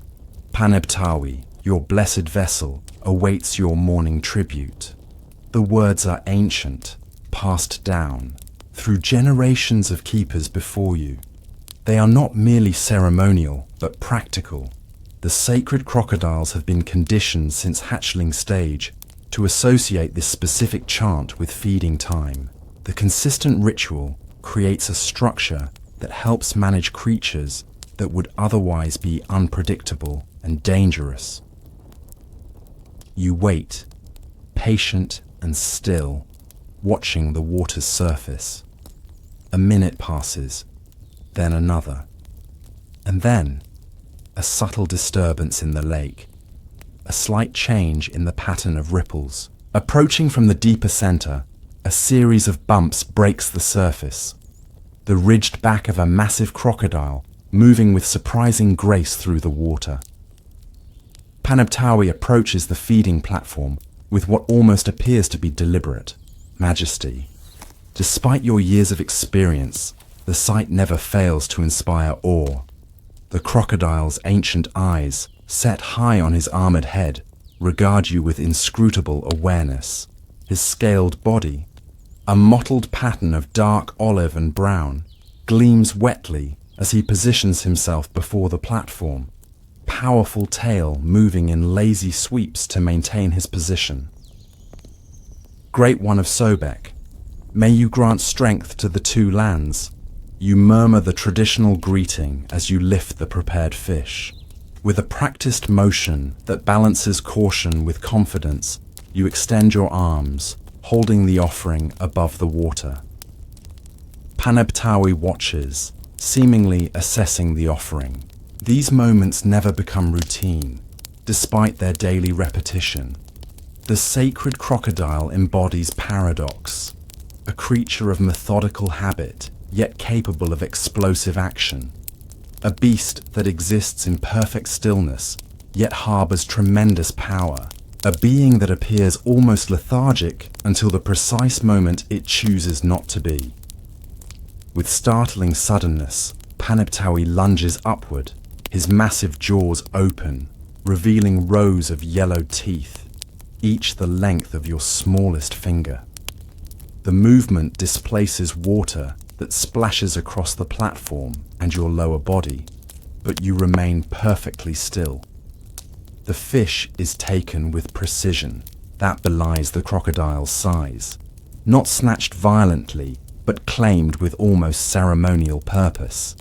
The massive jaws close with a sound like a wooden door being firmly shut. There is no chewing. Crocodiles swallow their food whole or in large, pieces torn by the rotation of their powerful bodies. Panabtawi's throat works as the fish descends, and then he is still again, regarding you with those ancient eyes that seem to hold the memory of a time before humans walked the banks of the Nile.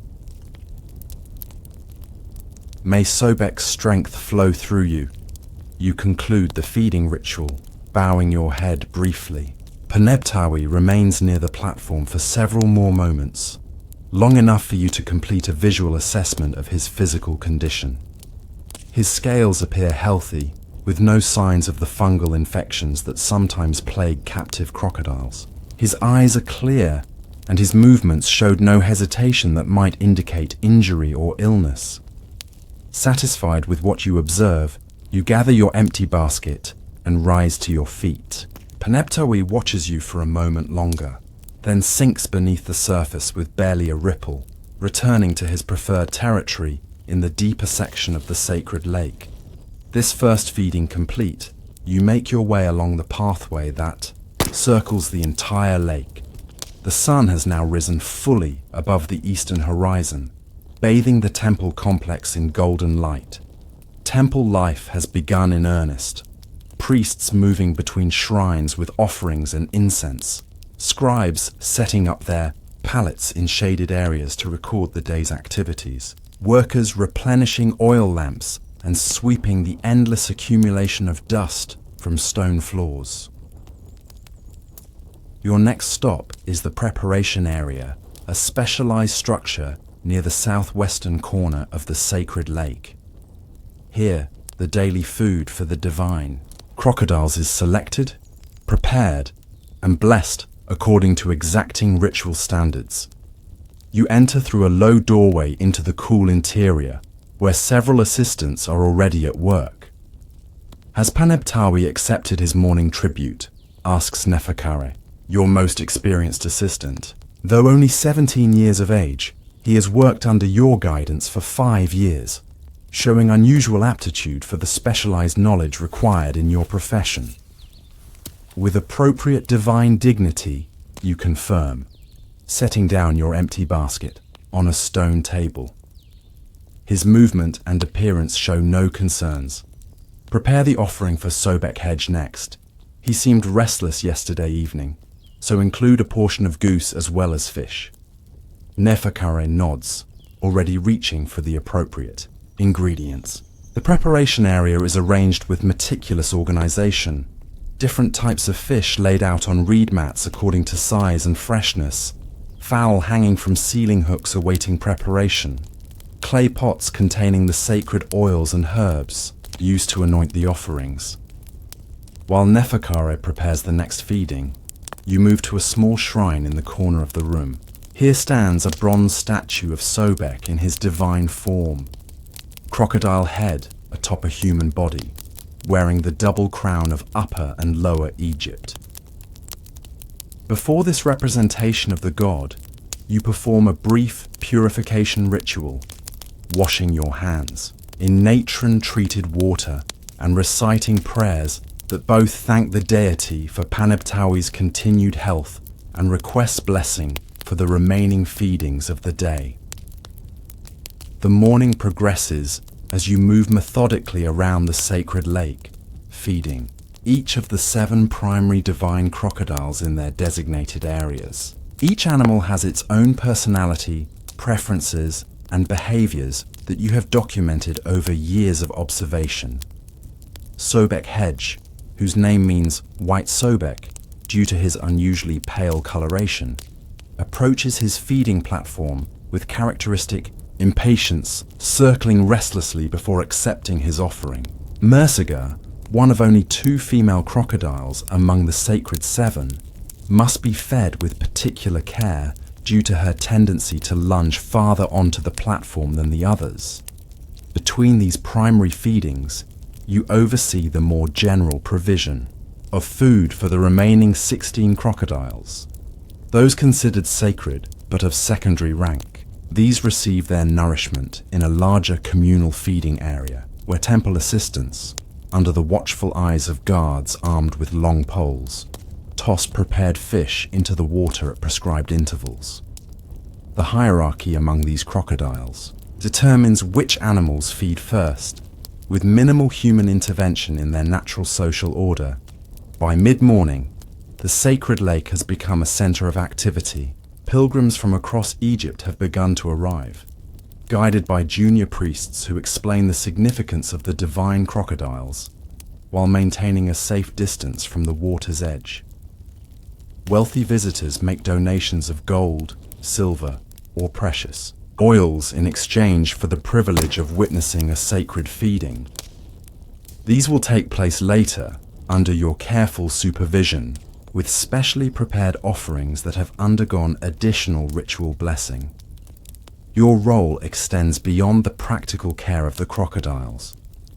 Throughout the day, you are called upon to share your specialized knowledge with various temple personnel. A priest of high rank consults you about a dream involving crocodiles, seeking your interpretation based on your intimate understanding of the animal's behaviors and symbolic meanings. A royal architect, planning an expansion of the temple complex, requests your input on the optimal design for a new hatching facility, where eggs collected from the wild will be incubated to maintain the sacred population. As the sun reaches its zenith, bringing intense heat that reflects off stone surfaces and creates shimmering mirages above the lake water, you retreat to a shaded pavilion overlooking the eastern section of the sacred enclosure. Here, on a weekly basis, you meet with the temple scribes to dictate observations for the official records. This documentation of the sacred crocodile's behaviors, health conditions, feeding responses, and any unusual events has been maintained for generations, creating an unparalleled body of knowledge about these revered reptiles. The head scribe, an elderly man named Imhotep, who has served the temple for over 40 years, arranges his materials with methodical precision: fresh sheets of papyrus, reed pens of various thicknesses, pots of black and red ink, a small vessel of water to clean, his implements. His assistant sits nearby, ready to grind more ink powder or prepare additional writing materials as needed. "How are the divine ones this week, Keeper?" Imhotep asks, his voice carrying the slight rasp of advanced age. Despite his years, his hands remain steady, and his hieroglyphic script is renowned throughout the region for its elegance and precision. You settle onto a stone bench, gathering your thoughts before responding. The weekly record must be both accurate and appropriately reverential, a balance between practical observation and religious respect. Panerai continues to demonstrate the vigor and majesty befitting his station. You begin, using the formal language expected in the temple records. His acceptance of offerings remains consistent, with no signs of the seasonal reluctance sometimes observed during previous inundation periods. The molting of his dorsal scales has completed without incident, revealing healthy new growth beneath. Imhotep's pen moves across the papyrus with practiced efficiency, transforming your words into the sacred writing that will preserve this knowledge for future generations. You continue with observations about each of the 7 primary crocodiles, noting subtle changes in behavior, responses to different types of offerings, and any interactions between the sacred reptiles that might hold religious significance. When you reach your observations about Sobek Kem, the youngest of the 7 primary crocodiles, your tone becomes more detailed. The divine Sobek Kem has shown increased territoriality near the western inlet. On 2 occasions this week, he displayed warning postures toward Neferhotep, the next youngest sacred one. This behavior corresponds with similar patterns documented during the reign of the king's grandfather, when the divine crocodile Heka exhibited comparable territorial expansion at approximately the same age. Imhotep pauses in his writing, looking up with interest. You have consulted the ancient records regarding this behavior pattern. I have, you confirm. The archive papyri from the 32nd year of the previous king describe a similar situation. The resolution, then, was to create an additional feeding station to reduce competition. I believe we should implement the same solution now, before the behavior escalates. The scribe nods with approval. This is precisely why your role carries such importance. The ability to connect current observations with historical patterns recorded over decades, even centuries. The sacred crocodiles are long-lived creatures, but the knowledge of their care extends far beyond the lifespan of any individual animal or keeper. I will include your recommendation in the report for the High Priest's consideration, Imhotep says, noting this in red ink to indicate its importance. Now, what of the breeding program? The season approaches when the female divine ones typically become receptive. This aspect of your duties requires particularly specialized knowledge. The breeding of sacred crocodiles follows both natural cycles and religious requirements. Only certain combinations of males and females are considered auspicious, based on their lineages and the specific aspects of Sobek they are believed to embody. The timing must align with particular lunar phases and religious festivals. The resulting eggs receive special treatment, with elaborate rituals performed during the incubation period. Merciga has begun showing preliminary signs of breeding readiness, you report. She's been basking more frequently on the southern bank and has reduced her food intake over the past 10 days. According to the temple calendar, the optimal period for her pairing with Pantry will occur during the feast of Sobek's victory, 14 days from today. I have instructed my assistants to begin preparations for the ritual enclosure. This enclosure, a temporary structure created within a secluded section of the sacred lake, will provide the necessary privacy for the mating ritual while allowing the officiating priests to perform the required ceremonies from a safe distance. Its construction follows precise specifications handed down through generations of temple architects and crocodile keepers. The dictation continues for nearly an hour, covering everything from water quality in different sections of the lake to the response of the sacred crocodiles to recent temple ceremonies. When completed, the document will join thousands of others in the temple archives, a continuous record of crocodile keeping that extends back to the founding of the temple complex, centuries ago. As your meeting with the scribes concludes, a temple messenger approaches, his brisk pace indicating news of some importance. He bows respectfully before speaking. Keeper, the high priest requests your immediate presence. A nomarch from the Delta has arrived with an unusual offering for the temple.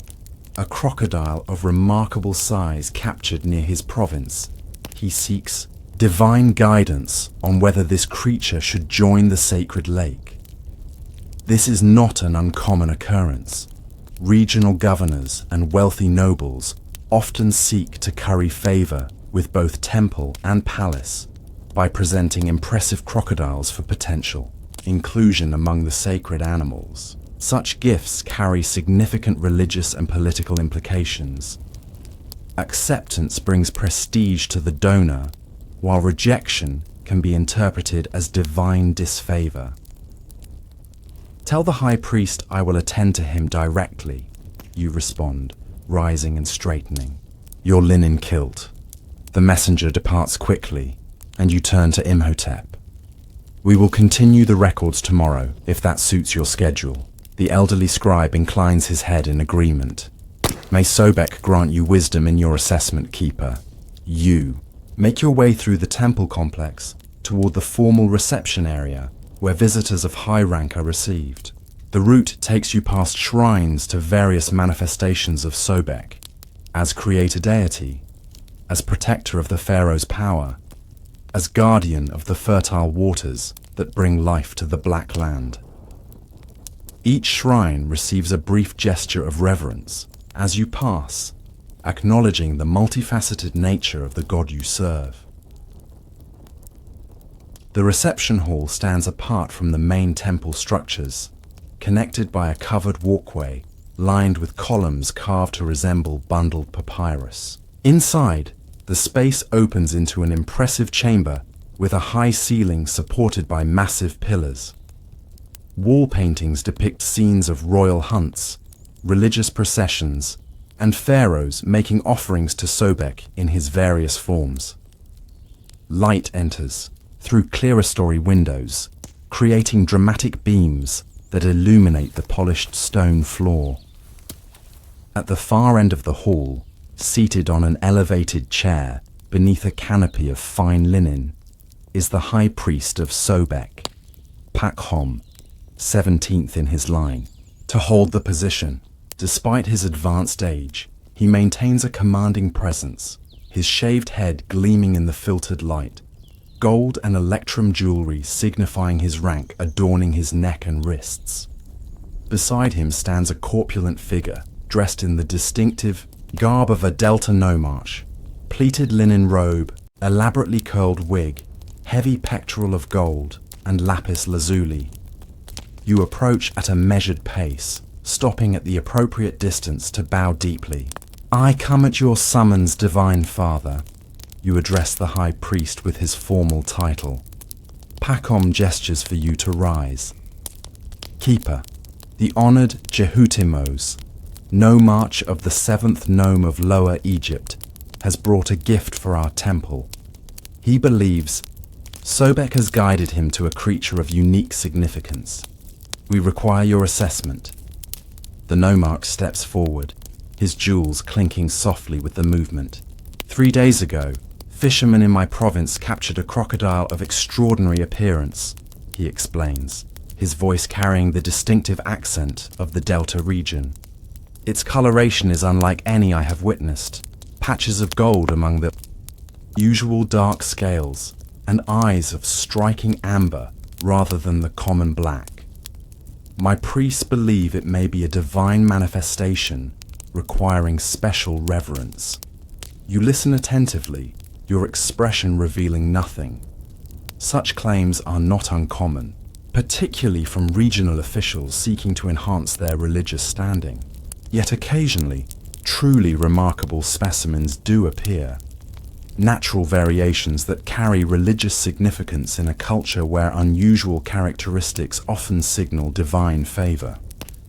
The crocodile is being kept in a temporary enclosure near the sacred lake, the high priest informs you. You will examine it, determine if its unique qualities merit inclusion among our sacred ones, and advise on whether special rituals are required for its integration or return to the river. This is a significant responsibility. The introduction of a new crocodile to the sacred lake is not simply a matter of placing it in the water. The existing hierarchy among the divine reptiles must be considered, potential territorial conflicts anticipated, and religious protocols observed. Moreover, the decision carries political implications. Acceptance of the nomarch's gift strengthens ties between the temple and his province, while rejection could be perceived as an insult requiring careful diplomatic management.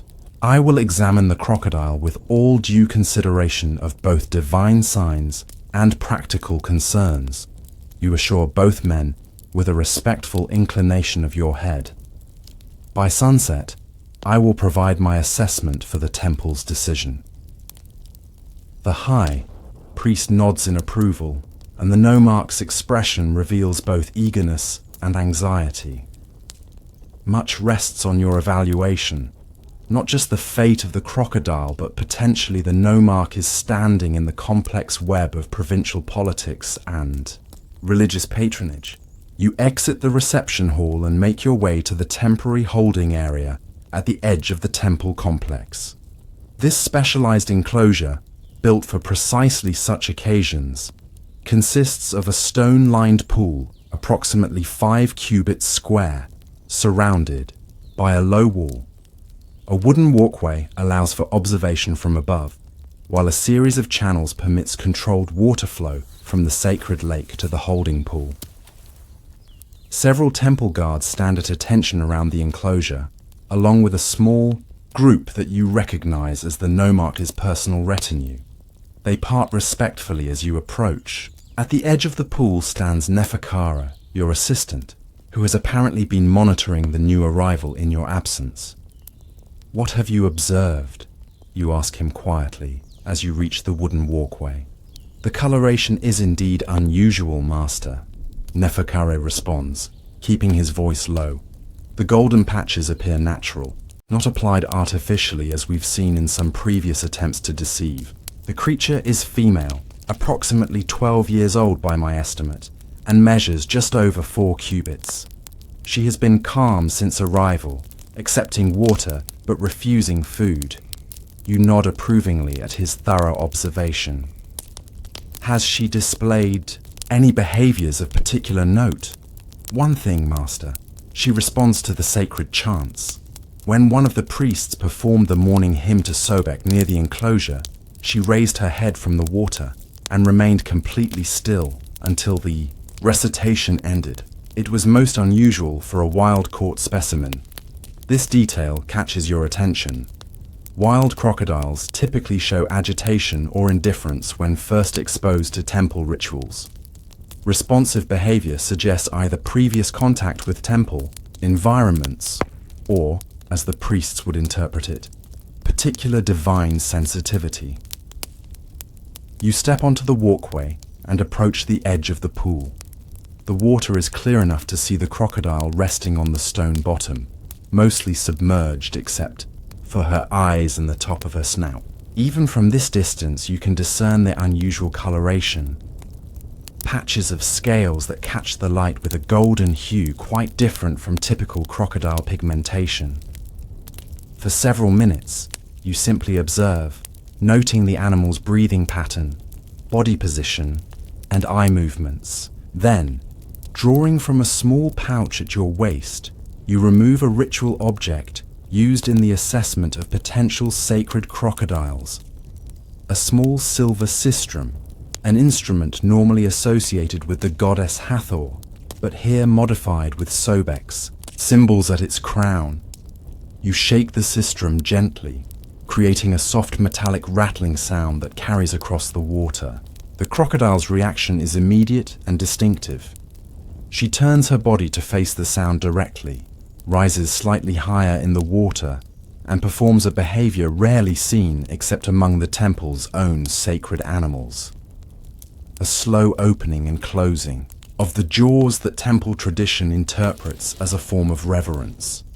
This response deepens your interest. You signal to Neferkare, who hands you a small pot containing a specially prepared mixture of Nile mud, crushed herbs, and natron, a substance used to test a crocodile's response to temple scents.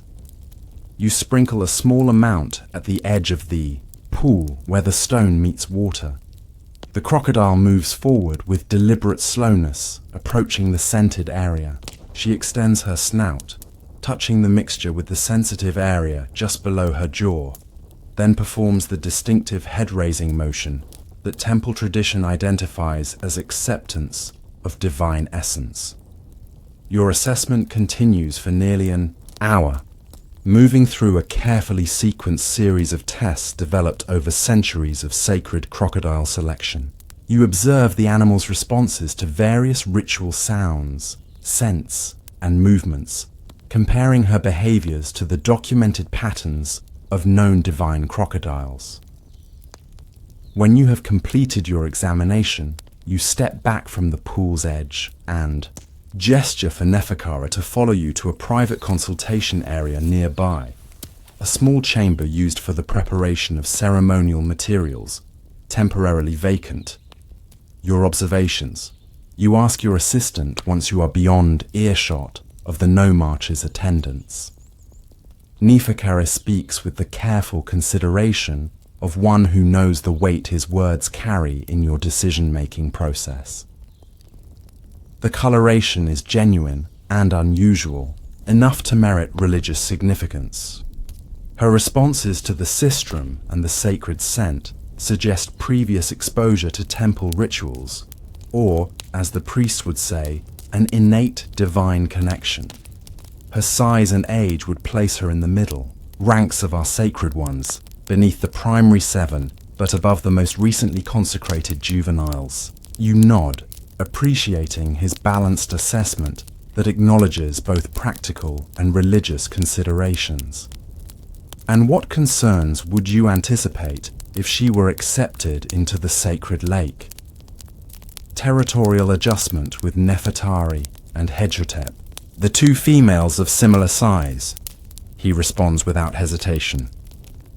Both currently share the eastern shallows during basking periods. A third female of comparable status would disrupt that arrangement.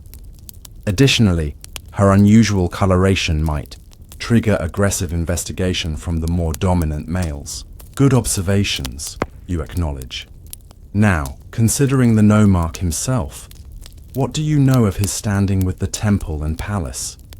Your assistant's expression reveals slight surprise at this question, though he quickly composes himself. This aspect of a keeper's duties, the navigation of political considerations alongside religious and practical ones, is not taught explicitly, but learned through observation and experience. The 7th nome has provided generous grain offerings to the temple for the past 3 flooding seasons, Neferkare offers after a moment's thought. However, rumors suggest the nomarch's loyalty to the royal house has been questioned after his absence from the last royal audience. This gift may be an attempt to demonstrate his continued devotion to the gods favored by the pharaoh's family. You allow yourself a small smile of approval. Your assistant, has been paying attention to more than just crocodile behavior. Precisely. This decision extends beyond the single animal before us. After a few more moments of discussion, weighing various factors from multiple perspectives, you reach your decision. With Neferkare following at a respectful distance, you return to the holding pool, where the nomarch himself has now arrived to await your assessment. The regional governor straightens his already immaculate robes as you approach, his expression betraying anxiety despite his attempts at dignified composure. You bow appropriately to acknowledge his rank while maintaining the special authority granted by your sacred office. Honored nomarch, you begin, choosing your words carefully. I have completed my examination of your offering. The crocodile indeed possesses unusual characteristics that merit special consideration. The man's face brightens visibly, though you continue before he can speak. The golden patterning of her scales suggests the touch of Ra's blessing, while her unusual eye coloration speaks of Sobek's favor. Most significantly, she demonstrates responses to sacred stimuli that indicate divine receptivity, the monarch's hands clasped together in barely contained excitement. Then she will join the sacred ones in Sobek's lake, he asks, his voice revealing more emotion than would typically be considered dignified for a man of his position. Her qualities suggest a special purpose, you reply, introducing a subtle redirection. While many offered crocodiles join the general population of the sacred lake, this one appears destined for a more specific divine service. With the high priest's approval, I would recommend she be designated for the new temple of Sobek being established at the northern boundary of your nome. The nomarch's expression cycles rapidly through confusion, consideration, and finally understanding as he grasps the implications. This recommendation would bring even greater prestige to his province than having the crocodile merely join the existing sacred population. A temple dedicated to housing this specific divine animal within his own territory would enhance his religious authority and provide a destination for pilgrims and their accompanying donations. Such wisdom in your assessment, he responds, bowing more deeply than his rank requires. Truly, Sobek speaks through your understanding of his sacred children. Your solution elegantly balances multiple concerns. It honors the genuinely unusual qualities of the crocodile, rewards the nomarch's gift in a way that strengthens his political position, expands the temple's influence into the Delta region, and avoids the potential complications of introducing another female into the sacred lake's established hierarchy. The divine crocodile will remain in our care for 40 days, you explain, during which time she will undergo the necessary purification rituals and receive instruction in sacred behaviors. This period will also allow for the preparation of her dedicated sanctuary in your province, for which our temple architects will provide guidance. The nomarch agrees enthusiastically to these terms, promising generous provisions for both the new temple and the main sanctuary as expressions of his gratitude. After he departs to share the news with the high priest, you remain at the pool's edge, observing the golden speckled crocodile as she floats with serene stillness in the clear water. You have navigated those waters skillfully, Master, Neferkare comments quietly, coming to stand beside you. The temple gains a new outpost, the nomarch gains prestige, and we avoid disrupting the sacred lake's harmony, and the crocodile herself gains a life of reverence, rather than ending as a hunter's trophy or temple sacrifice, you add, watching as the reptile's powerful tail moves in a lazy arc beneath the water. Sometimes the quietest solution serves all interests best. The remainder of the afternoon is occupied with the regular rhythm of temple duties, supervising the second feeding of the primary sacred crocodiles, instructing new temple acolytes, in the basics of reptilian behavior patterns, consulting with the staff responsible for maintaining proper water flow through the complex system of channels that refresh the sacred lake. As the sun begins its descent toward the western horizon, casting long shadows across the temple grounds and turning the lake's surface to burnished copper, you prepare for one of your most significant daily rituals, the evening blessing of the eggs in the temple's hatching chamber. This specialized structure stands near the northeastern corner of the sacred lake, its thick mud brick walls maintaining the precise temperature required for successful incubation. Inside, carefully constructed sandbeds hold 37 eggs, collected from nests made by the sacred females earlier in the season. Each egg represents the continuation of divine lineages, carefully maintained through generations of selective breeding. You enter the chamber alone. This particular ritual permits no observers, not even your trusted assistants. The room is warm and humid, heated by clay vessels of water placed over small controlled flames. The eggs rest in separate nests of sand, each marked with symbols indicating its parentage and the specific aspect of Sobek expected to manifest in the hatchling. From a niche in the wall, you retrieve the sacred implements required for the blessing. A copper vessel containing water from the deepest part of the sacred lake, a small alabaster jar of consecrated oil, and a wand carved from hippopotamus ivory topped with the figure of a crocodile. Moving slowly among the nests, you sprinkle each egg with precisely 3 drops of the sacred water, then trace the symbol of life on its shell using oil-dipped fingers. With the ivory wand, you touch each egg while reciting the specific invocation associated with its divine lineage. Emerged from Nun, Master of the Waters, grant your essence to this vessel of your continuation. You murmur over an egg produced by the mating of 2 particularly ancient bloodlines. May the hatchling bear your strength, your wisdom, your divine protection for the 2 lands. Each egg receives its unique blessing, the words flowing from memory after years of daily repetition. When all 37 have been properly consecrated, you carefully turn each one a quarter rotation, an essential practice that prevents the developing embryo from adhering to the shell wall. The entire process takes nearly an hour, performed with meticulous attention to detail. This is perhaps the most sacred aspect of your duties, ensuring not just the physical viability of the next generation of divine crocodiles, but their spiritual connection to the God they will embody. As you complete the final blessing, a subtle movement catches your attention. One of the eggs, among those nearest their hatching time, rocks slightly in its sand nest. You kneel beside it, observing carefully. The shell bears a tiny crack, barely visible except to experienced eyes.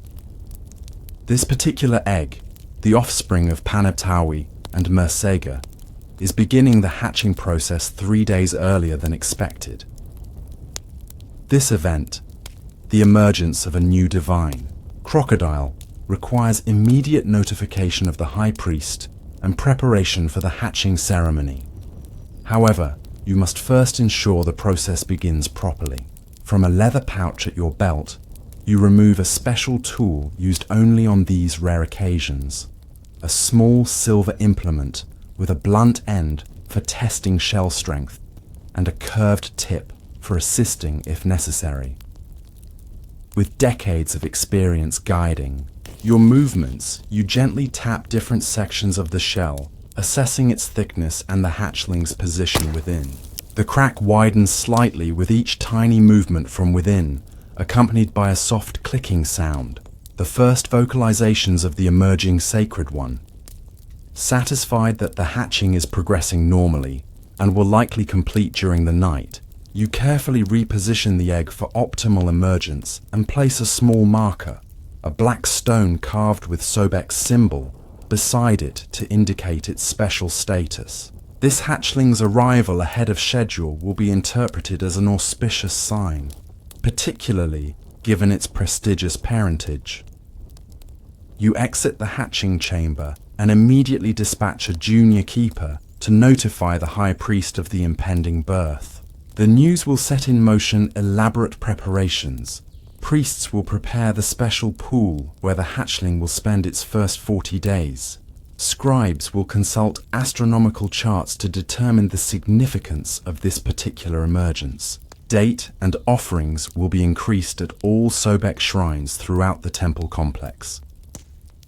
With this unexpected development properly addressed, you make your way to the western feeding platform for your final duty of the day, the sunset communion with Paneptawi, the most sacred of the divine crocodiles. Unlike the morning feeding, which focuses on physical nourishment, this evening ritual is primarily spiritual in nature. The platform, now bathed in the rich golden light of approaching sunset, stands empty of other temple personnel. This communion is performed solely by the primary keeper, a direct interaction between the human caretaker, the divine crocodile, and through him, Sobek himself. You kneel at the platform's edge, placing before you 3 sacred objects: a stone vessel containing lotus-infused water, a small piece of papyrus inscribed with the day's temple activities, and a token of polished malachite carved to represent the Eye of Sobek. These are not offerings in the conventional sense, but symbolic links between the mortal and divine realms. The summoning chant for this ritual differs from the morning feeding: cool, slower, more melodic, with phrases that echo the ancient hymns to Sobek from temple walls dating back hundreds of years. As your voice carries across the now golden surface of the sacred lake, ripples appear at its center, moving outward in concentric circles that catch the light like polished metal. Paneptawi approaches with the same deliberate majesty as in the morning, but his path through the water creates barely a disturbance, a testament to the perfect control of his massive body. He positions himself before the platform, only his eyes and the upper ridge of his head visible above the water's surface. Great One of the Waters, living image of Sobek, hear the account of this day in your sacred domain. You begin lifting the inscribed papyrus. In measured tones, you read the record of temple activities, significant events, and notable observations about the sacred crocodiles under your care. This practice, reporting the day's occurrences to the primary divine crocodile, dates back to the temple's founding, based on the belief that through Paneptawi, Sobek himself hears and witnesses the maintenance of his earthly worship. When you mention the imminent hatching of Paneptawi's offspring, the massive crocodile performs a rare behavior. He rises higher in the water, exposing more of his armored head, and executes a slow, deliberate jaw gape that temple tradition interprets as acknowledgement of significant news. Whether this is coincidental timing or genuine response is a question that occupies theological debates among temple priests. But in this moment, the connection between keeper and sacred animal feels undeniably real. You complete the recitation, then pour the lotus water in a careful stream at the edge of the platform. Paneptawi moves forward, touching his snout to the liquid in a ritual gesture repeated every evening for years. Finally, you place the malachite eye on the stone surface, where it will remain overnight, absorbing what temple belief describes as the divine essence that flows most strongly during darkness. May your dreams swim in the primordial waters, Great One, you conclude.